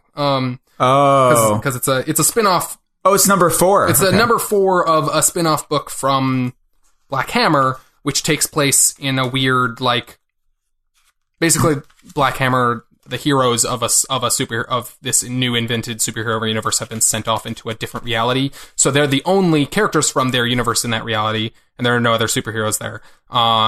But this book is basically a flashback book about them trying to find them in their own universe. So it's kind of mired in all the other superhero characters. We've got like let's see. Damn it. What was his name? Couldn't tell you. It's like I know there was God, I didn't mean for this to be a quiz. You should cue the quiz music over this. No, I'm frustrated because I know you need to cue the quiz music over this. This is great. Good listening. Oh, son of a bitch. Metal Minotaur. Oh, and Cthulhu. What? There was a character named, his name was, he was in one of the issues. We have CTHU hyphen oh my God. LOU. And he was an everyman plumber who went down into the sewer and encountered an otherworldly being.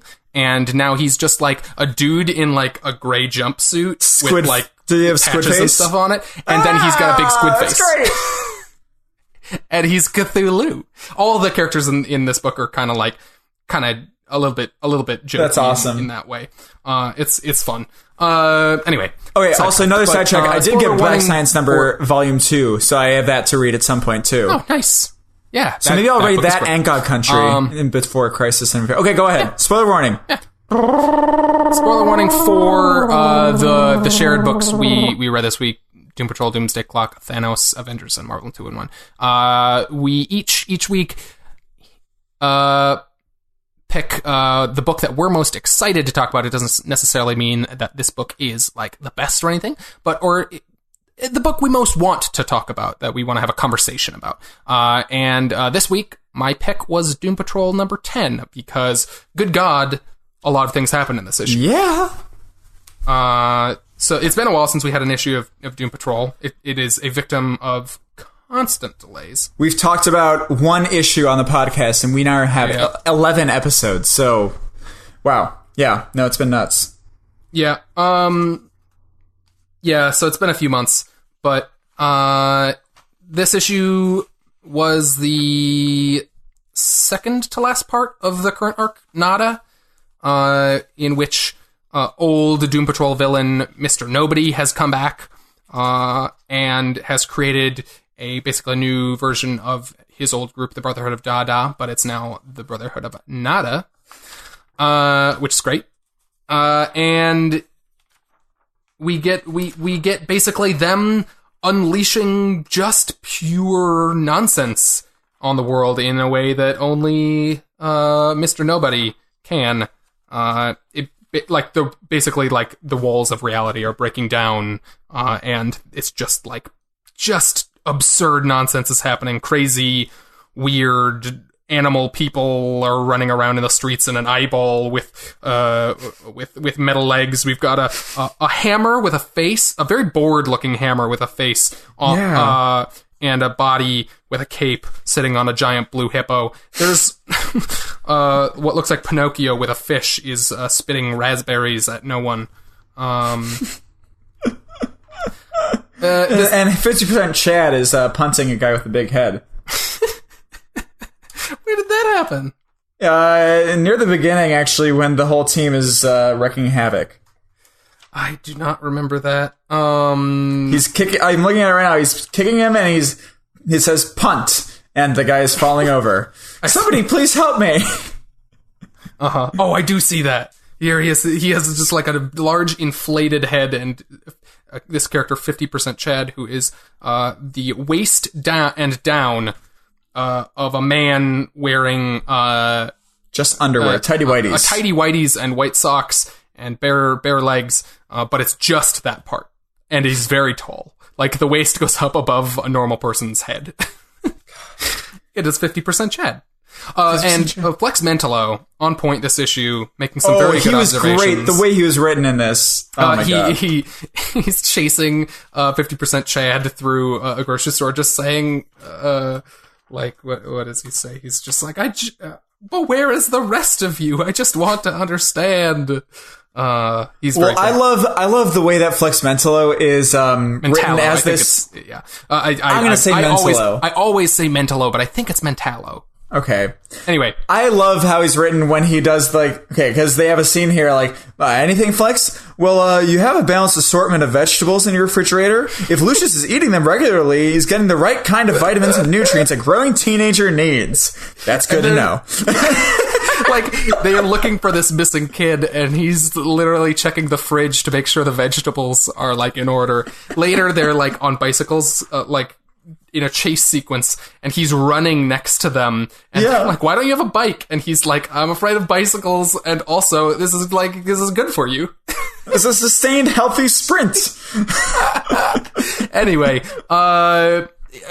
this, like, it's just like all the plot threads so far in this arc are just kind of like really crashing into each other. They're coming to a head here, and in a really chaotic way that's really fun. It's basically the most recent season of Game of Thrones. But there's one more part in this story, and then we'll see what comes after that. I guess Milk Wars is gonna. Although I would be surprised if Milk Wars came out after.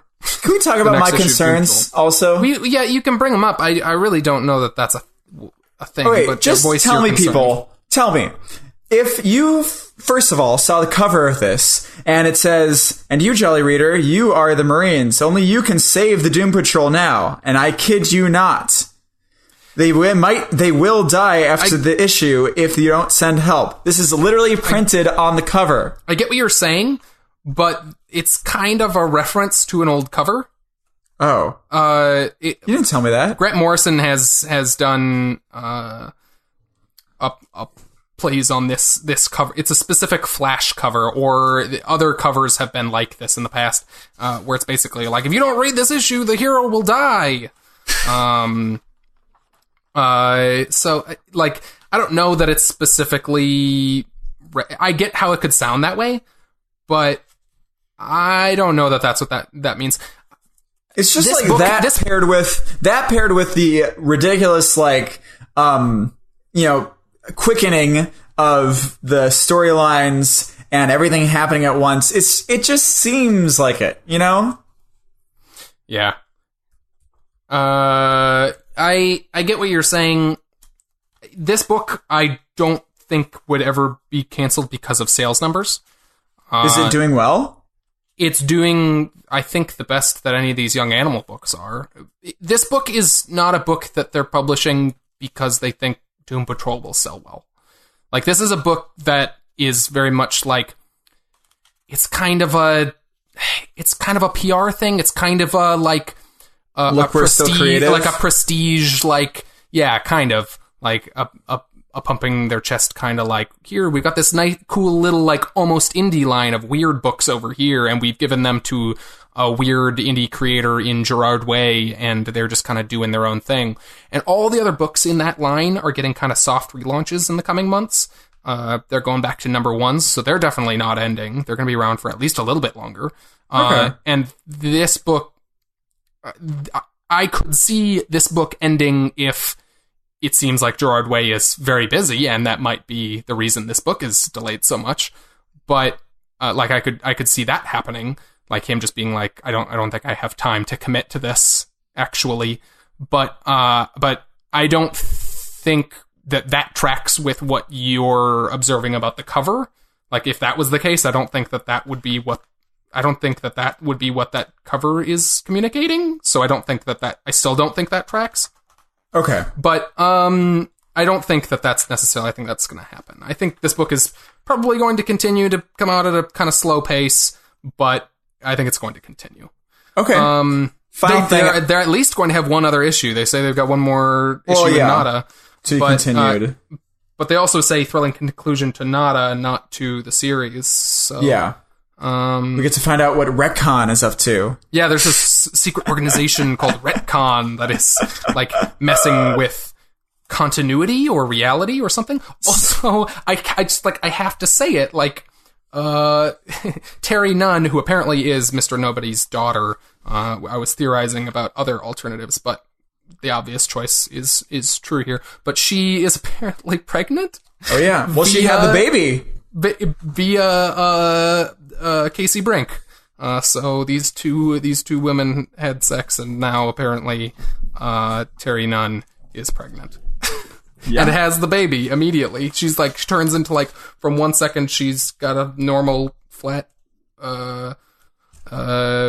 stomach, and then all of a sudden, boop, she got a 9 months pregnant belly.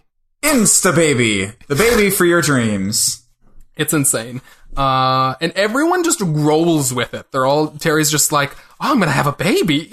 Or well, sorry, not Terry, Casey. It's like, it's insane.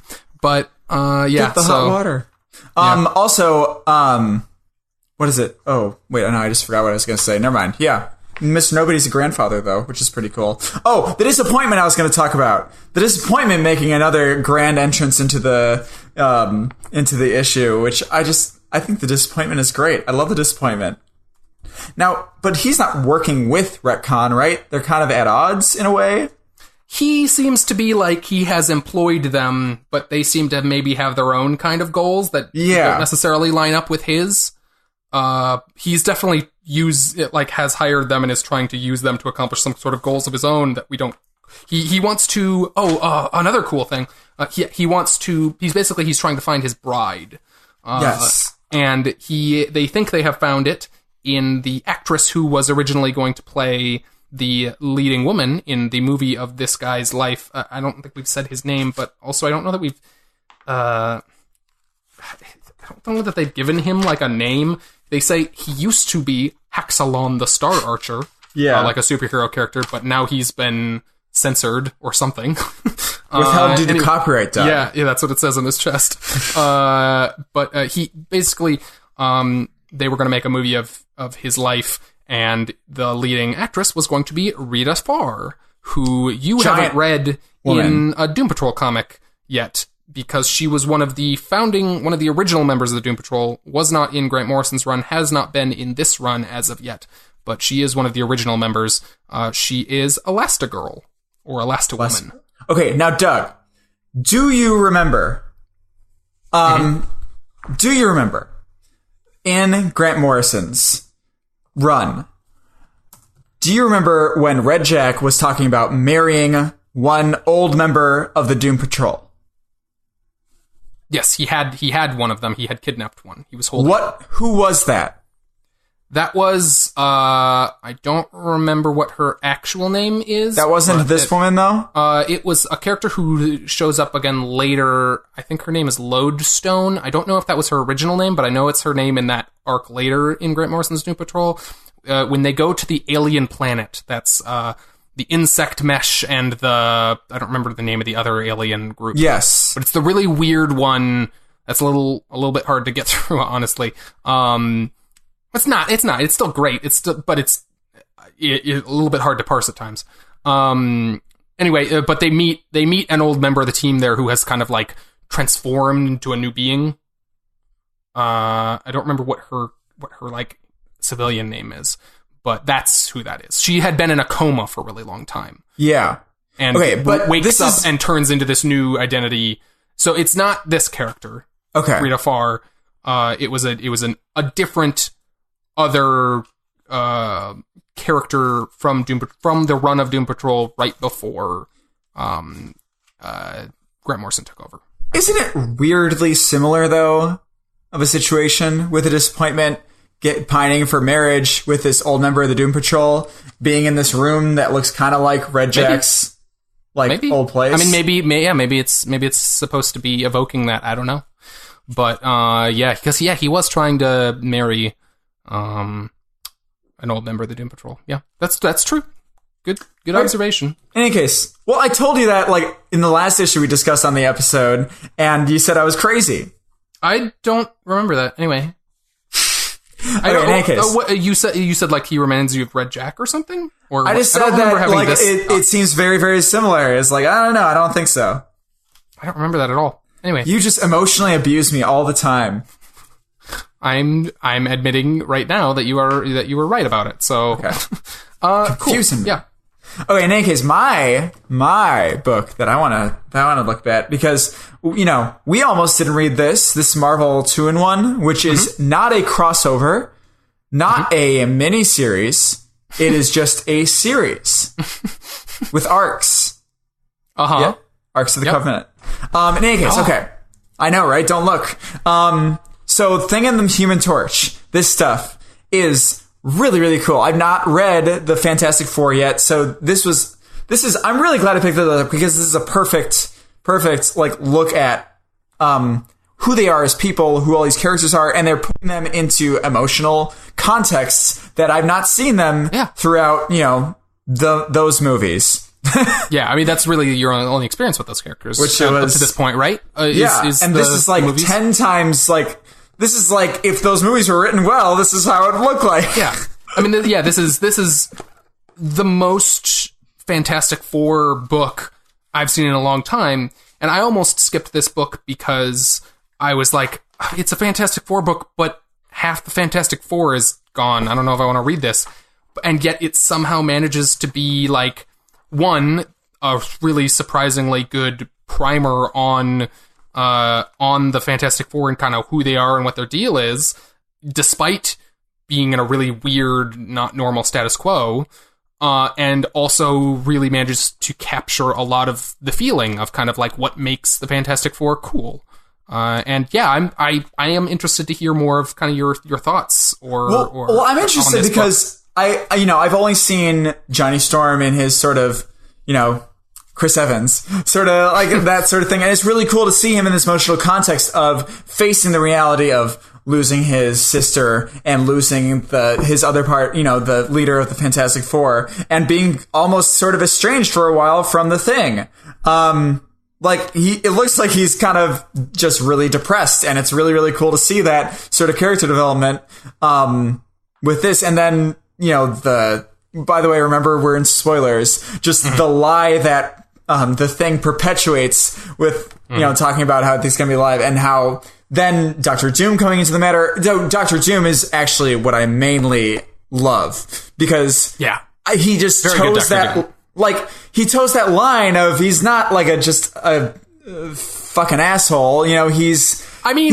He is. But the interesting part is he's not necessarily a bad guy. He's not necessarily a bad person. He's just he's a smug asshole, Dr. Doom. But he's not like necessarily is that usually what he is? He's just an asshole. He's not usually like that bad of a guy. In recent years, Dr. Doom is generally a villain.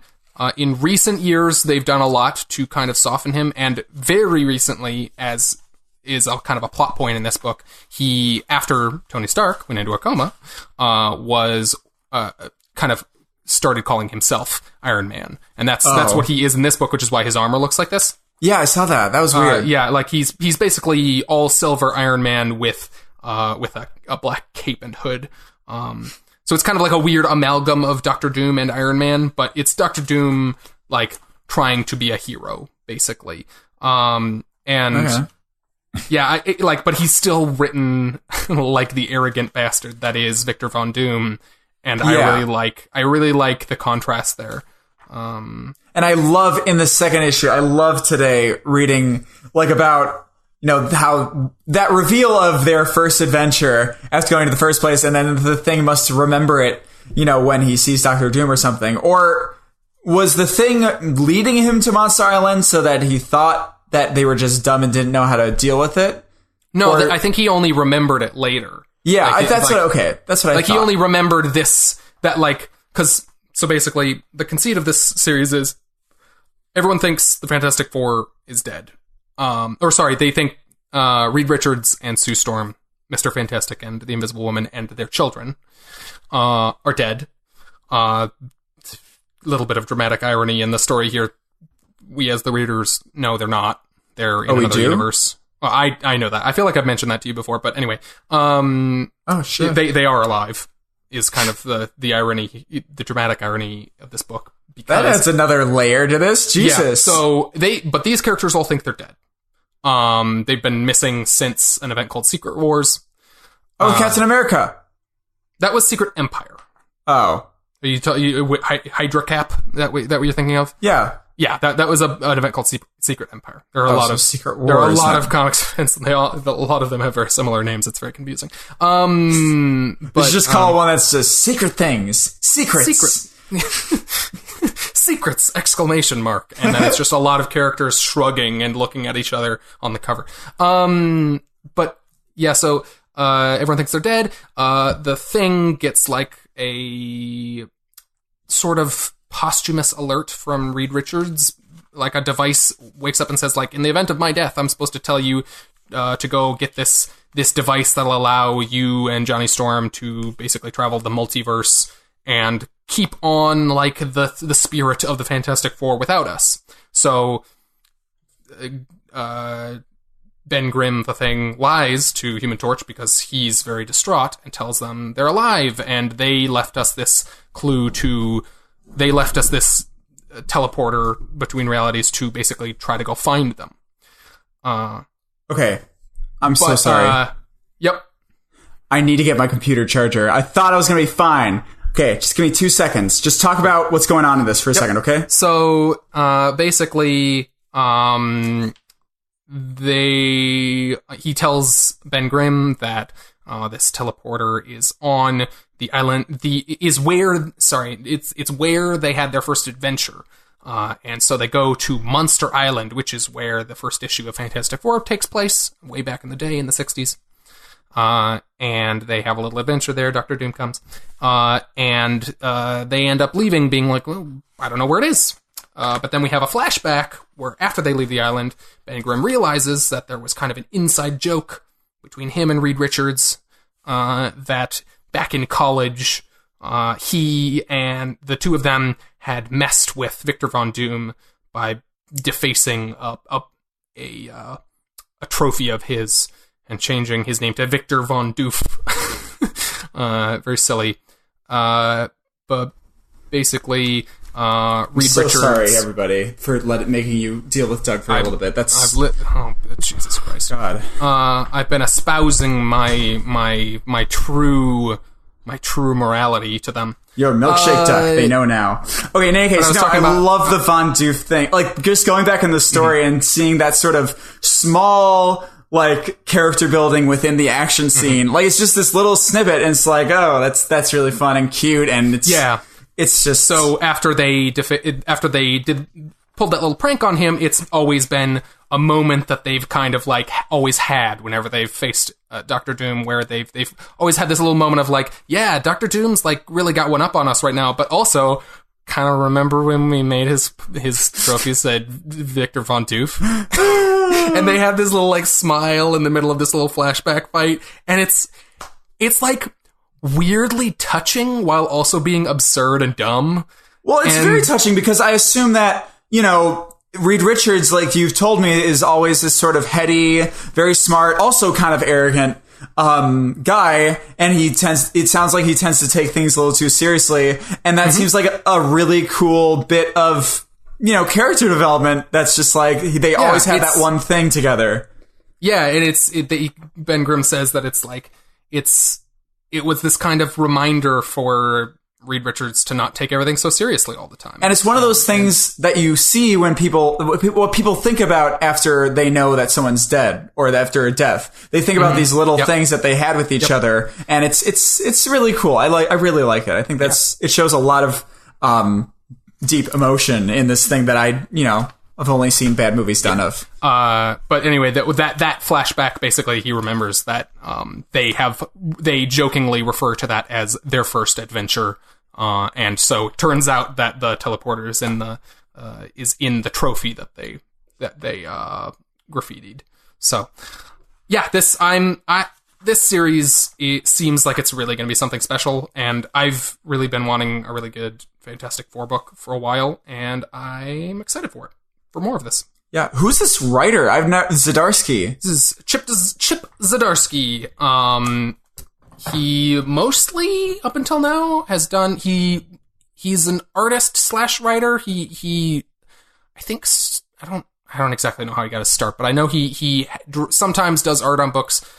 Lately, he's been doing a lot of writing at Marvel for specifically kind of like almost absurd humor books.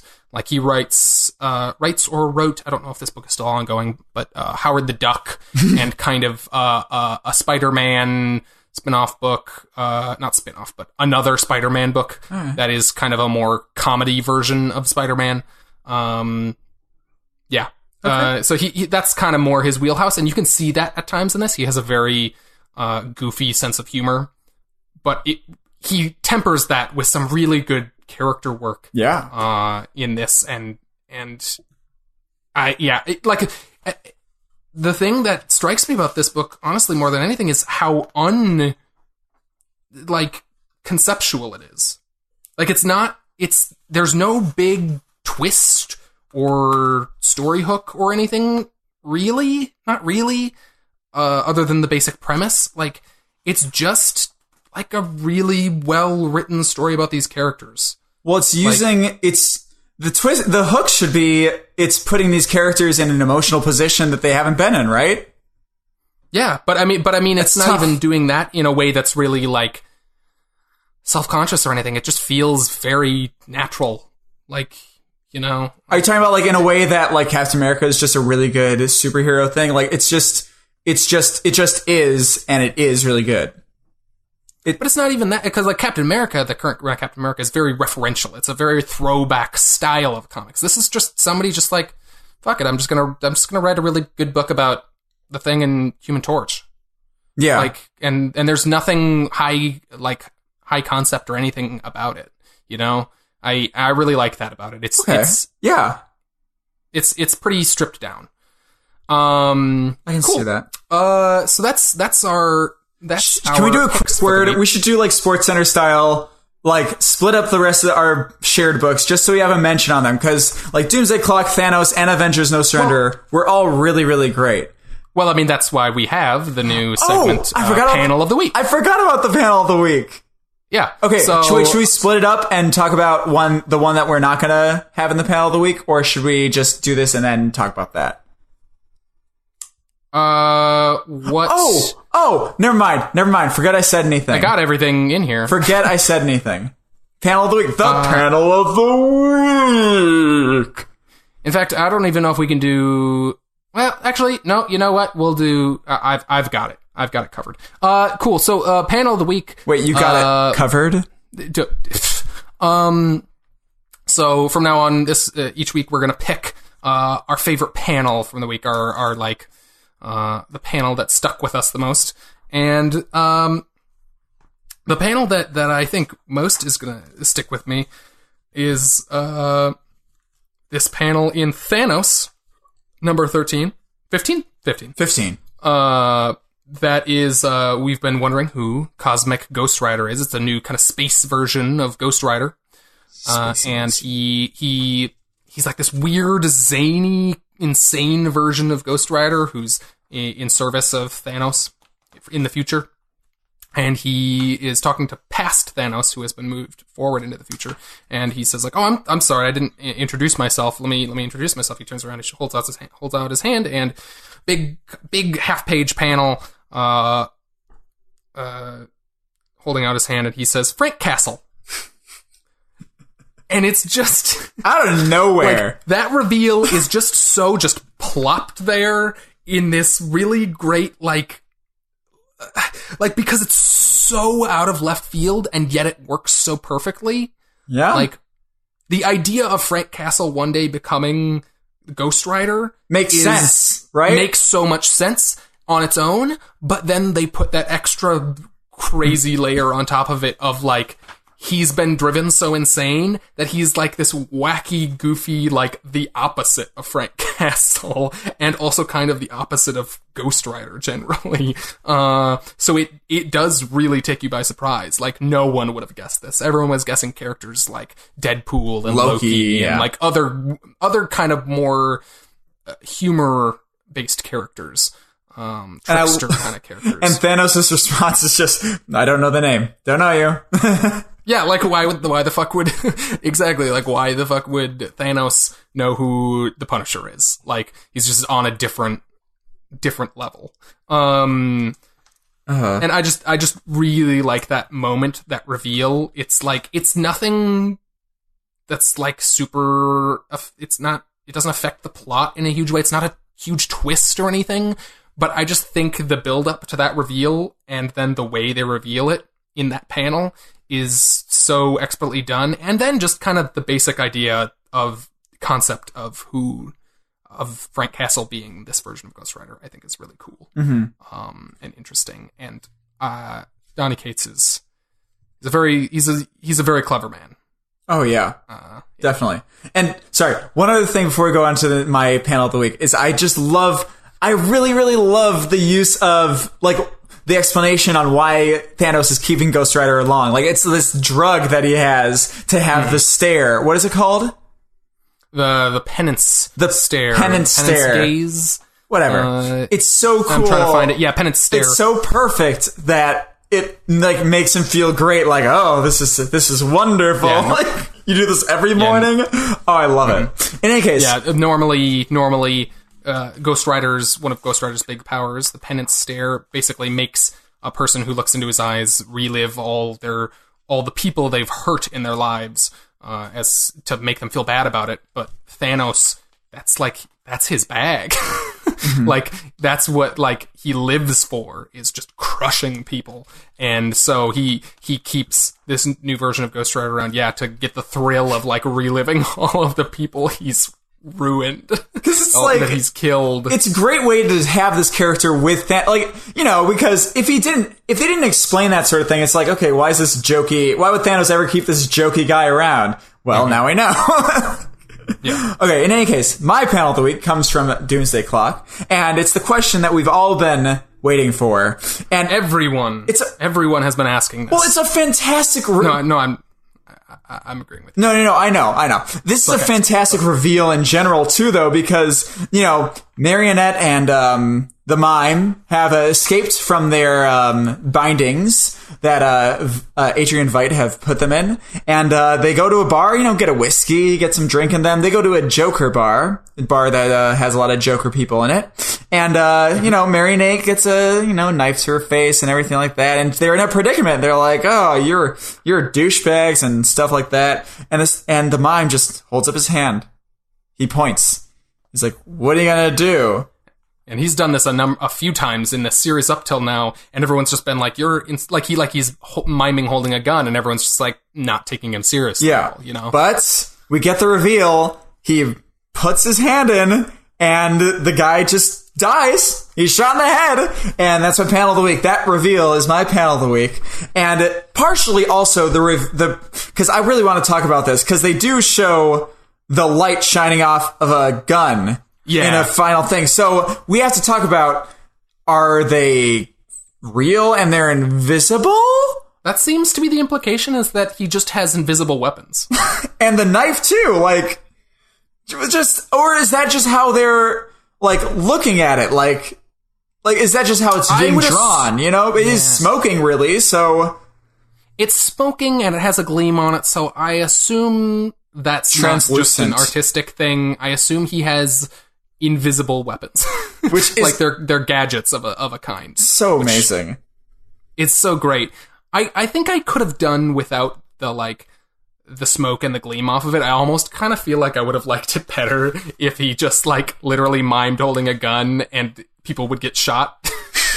But I do also really like the idea of him just having invisible guns, knives. I think the smoke and the gleam is just going to be this one thing. I don't think it's going to be like that. I think it's just going to be him pointing fingers and shooting. Like, I just mean conceptually, so that it almost keeps a little bit of doubt in there, like, that does he even have anything there? Or is this some sort of weird power, you know? I gotcha. But I think it's good either way. I still really love the reveal. That was almost my panel of the week. Yes. That dude getting shot. But it's so great. It is. And I also am excited to see, just in general, this book. I'm excited to see them, because they're definitely going to interact with the Joker. There's no doubt about it. Oh, yeah. He's on one of the panels. He's watching them walk covers. through the amusement park, right? Oh, yeah, he might be, but, well, is that the Killing Joke amusement park? I think it might be. But he's on one of the variant covers for one of the upcoming issues. Oh. So he's definitely going to be in this. And I mean, also, it's a fucking, like, it's a big, like, the Joker's going to be in this. Yeah. Like, I would be surprised if he wasn't. Okay. In any case, and yeah, that's great. This book has been great. Sad they're going bi-monthly, but, you know, yeah, it's good, so I'll take it. We also got follow-up, just very briefly, on, you probably didn't really get this, but follow-up on the plot thread from DC Universe Rebirth. Oh. The special in which we have Johnny Thunder in a retirement home, who is a member of the Justice Society. Oh, yeah, I didn't know who that guy was. DC's original superhero team. Yep. So basically, in DC Universe Rebirth, he was like yelling about how, like, I need to get the Justice Society back, and they're like, you're a crazy old man, go back in your room. And that was all that happened. And so then basically we just get kind of him.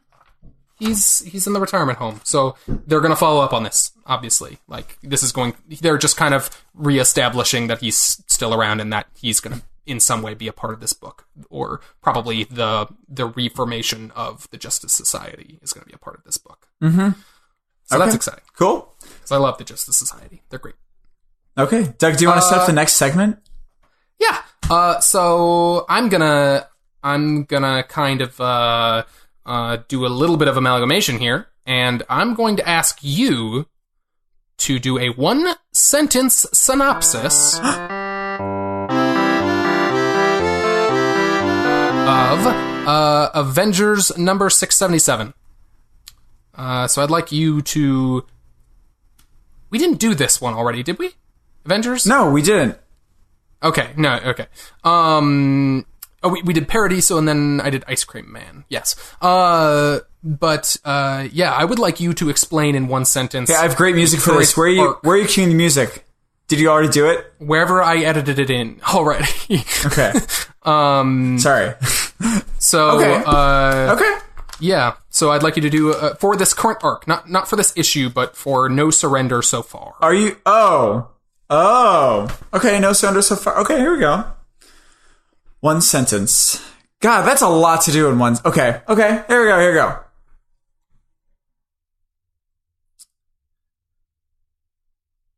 Okay. You could also do this book, if you think that's easier. I mean, just the whole arc, a lot of shit has happened. Mm-hmm. Here we go. No. I'm gonna do the whole thing. Fuck you. You gave me a challenge. I'm gonna rise to it. God, we really went for the swears this time. Swears and bound. Here we go.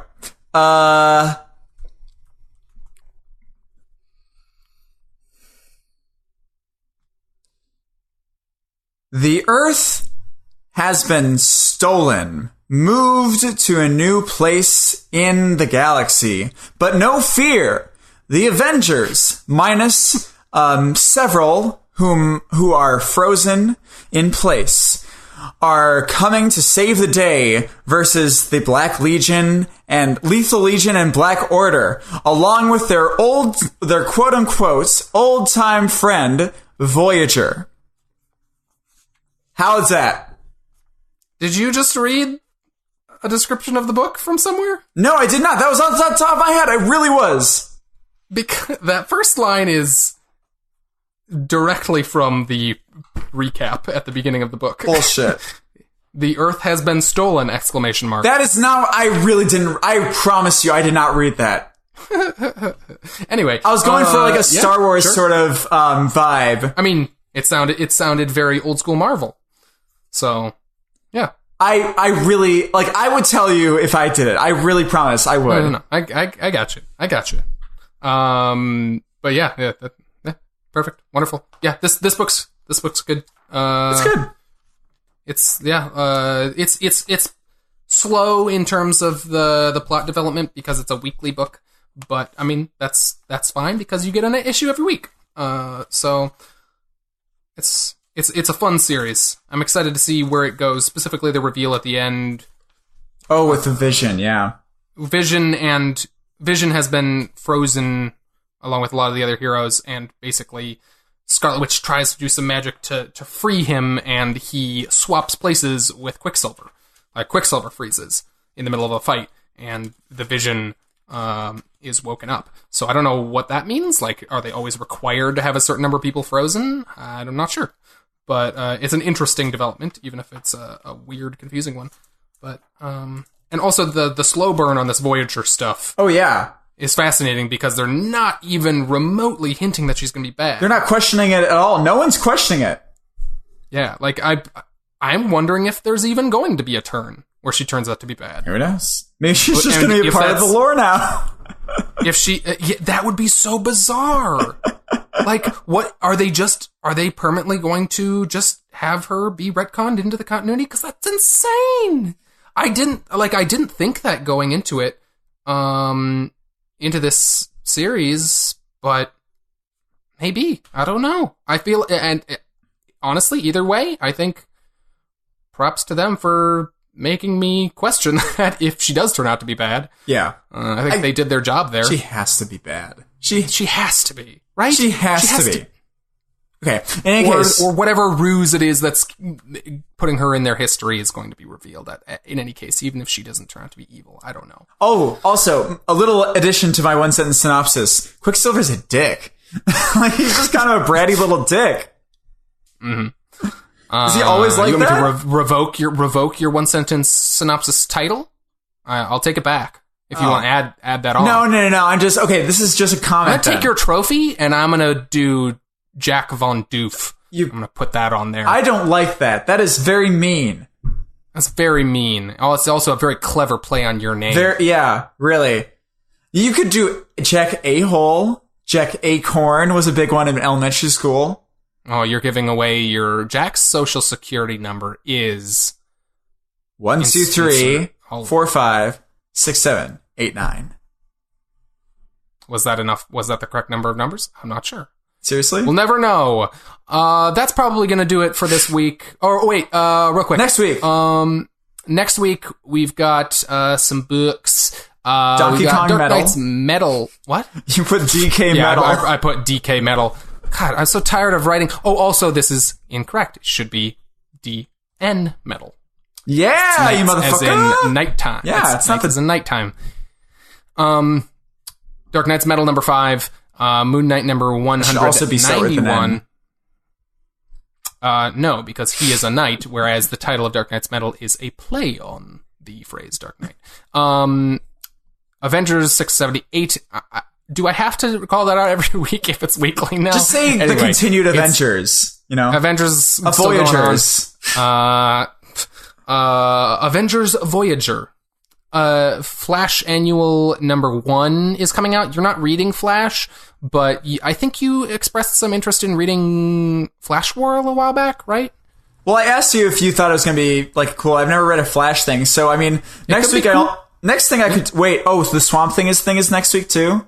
It's not, but okay. We'll get to that in a sec. But anyway, the Flash Annual is a prelude to Flash War. If you're interested in reading a Flash comic, that could be a fun one to jump on to. It's going to be. I mean, there's only 4 next week with the Flash Annual, so I think I could do that. Mm-hmm. And then finally, Swamp Thing Winter Special, the Tom King, right? That includes a Tom King and Jason Fabok Swamp Thing story, as well as Len Wayne's last Swamp Thing story before he died. So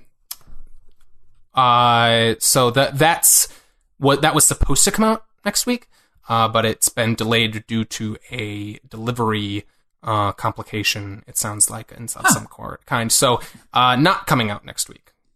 So it'll be coming out the following week, I believe. Okay. that. Ooh, wait. Do you want to set up? Boy. Okay, we went way too long this week, so we didn't do our Comics 101, but I am really wondering how Green Lantern light constructs work. So we're going to talk about that next week, probably. Yeah, so little tease for next week. Little tease. And then also, I think I've come to a conclusion that I'm going to read Dark Country, God Country, and what is it? The volume 2 of Black Science. And then I'm going to go into my crisis. You're going to have a crisis. I'm going to have a crisis. And we should start, talking about the crisis when I get into that, but that won't be for a little bit until I finish those books. You let me know when you start Crisis. Maybe I'll read through it with you. Yeah. Cause that would be fun. And it would also probably be helpful since you'll probably have many questions. Okay, I'm down. Yeah, that's gonna do it for this week, though, with that little tease for the coming weeks. I know this. Oh God, this copy about our end of the year special episode being next week has been in here for a month. It's on our template. I purposely put it on a template. I'm so happy. If you made it this far, thank you so much for listening. I apologize for us. I don't apologize. We are a relatively new podcast still, even if we're on episode 11, double digits. Hey. So the biggest thing you can do for us, even now, and kind of through the rest of our time doing this, is to give us a review or a star rating on iTunes. They've made the star rating on the podcast app super easy. You just scroll down on the podcast page, and it's just right there, and you just hit that star number. So if you enjoyed what you heard, do that, or let someone know about us in person or on social media. Word of mouth is oftentimes how podcasts kind of catch hold. So do those things. We release episodes weekly on Sundays. So check back in on the feed next week, or if you hit the subscribe button, you don't even have to think about it. It just kind of appears on your phone, and an alarm goes off, and it tells you, listen to this episode, or you'll die. Jesus. We got a ringtone of that so people can actually get a notification? Custom warning that we've created just for you, Jerry. Oh, God. Jerry, we made it for you. Honestly, chances are there is not a Jerry listening to this. Probably not.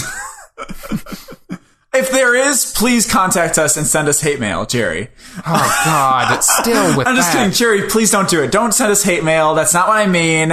I'm just saying that if you guys have any constructive criticisms on what we're doing, just tell us. Because, we can't... or positive things, or send us a question. One person sent us a reply on Twitter, and we love that. They said they liked the show. I should answer back to them. It's been weeks, though. I'm sorry if you're listening. They probably turned off after the first thing and be like, oh, I like the guest character. No, hopefully you're still here. We like you. You're awesome. Let's see here. Oh, but we got the subscriptions going on the iTunes, the Stitcher, the TuneIn, the Overcast, the Google Play Music. It's great. Sorry, I don't know what accent I'm doing. But in any case, whichever one you prefer, we got it handled. As opposed to covered.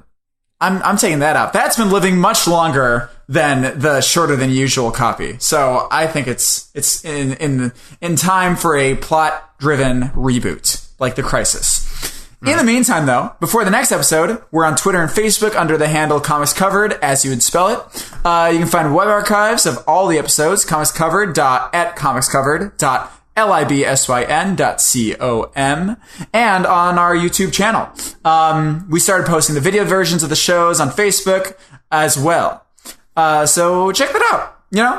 And if you want to get a hold of us with a question or feedback, send us a message on Facebook or Twitter, and maybe we'll answer you on a future episode. But Doug will answer you and not me, because I will not know the answer. Unless you request me, because you can do that, and, that'd be fun. You could also, you could request anyone to answer the email, but if you send it to us, like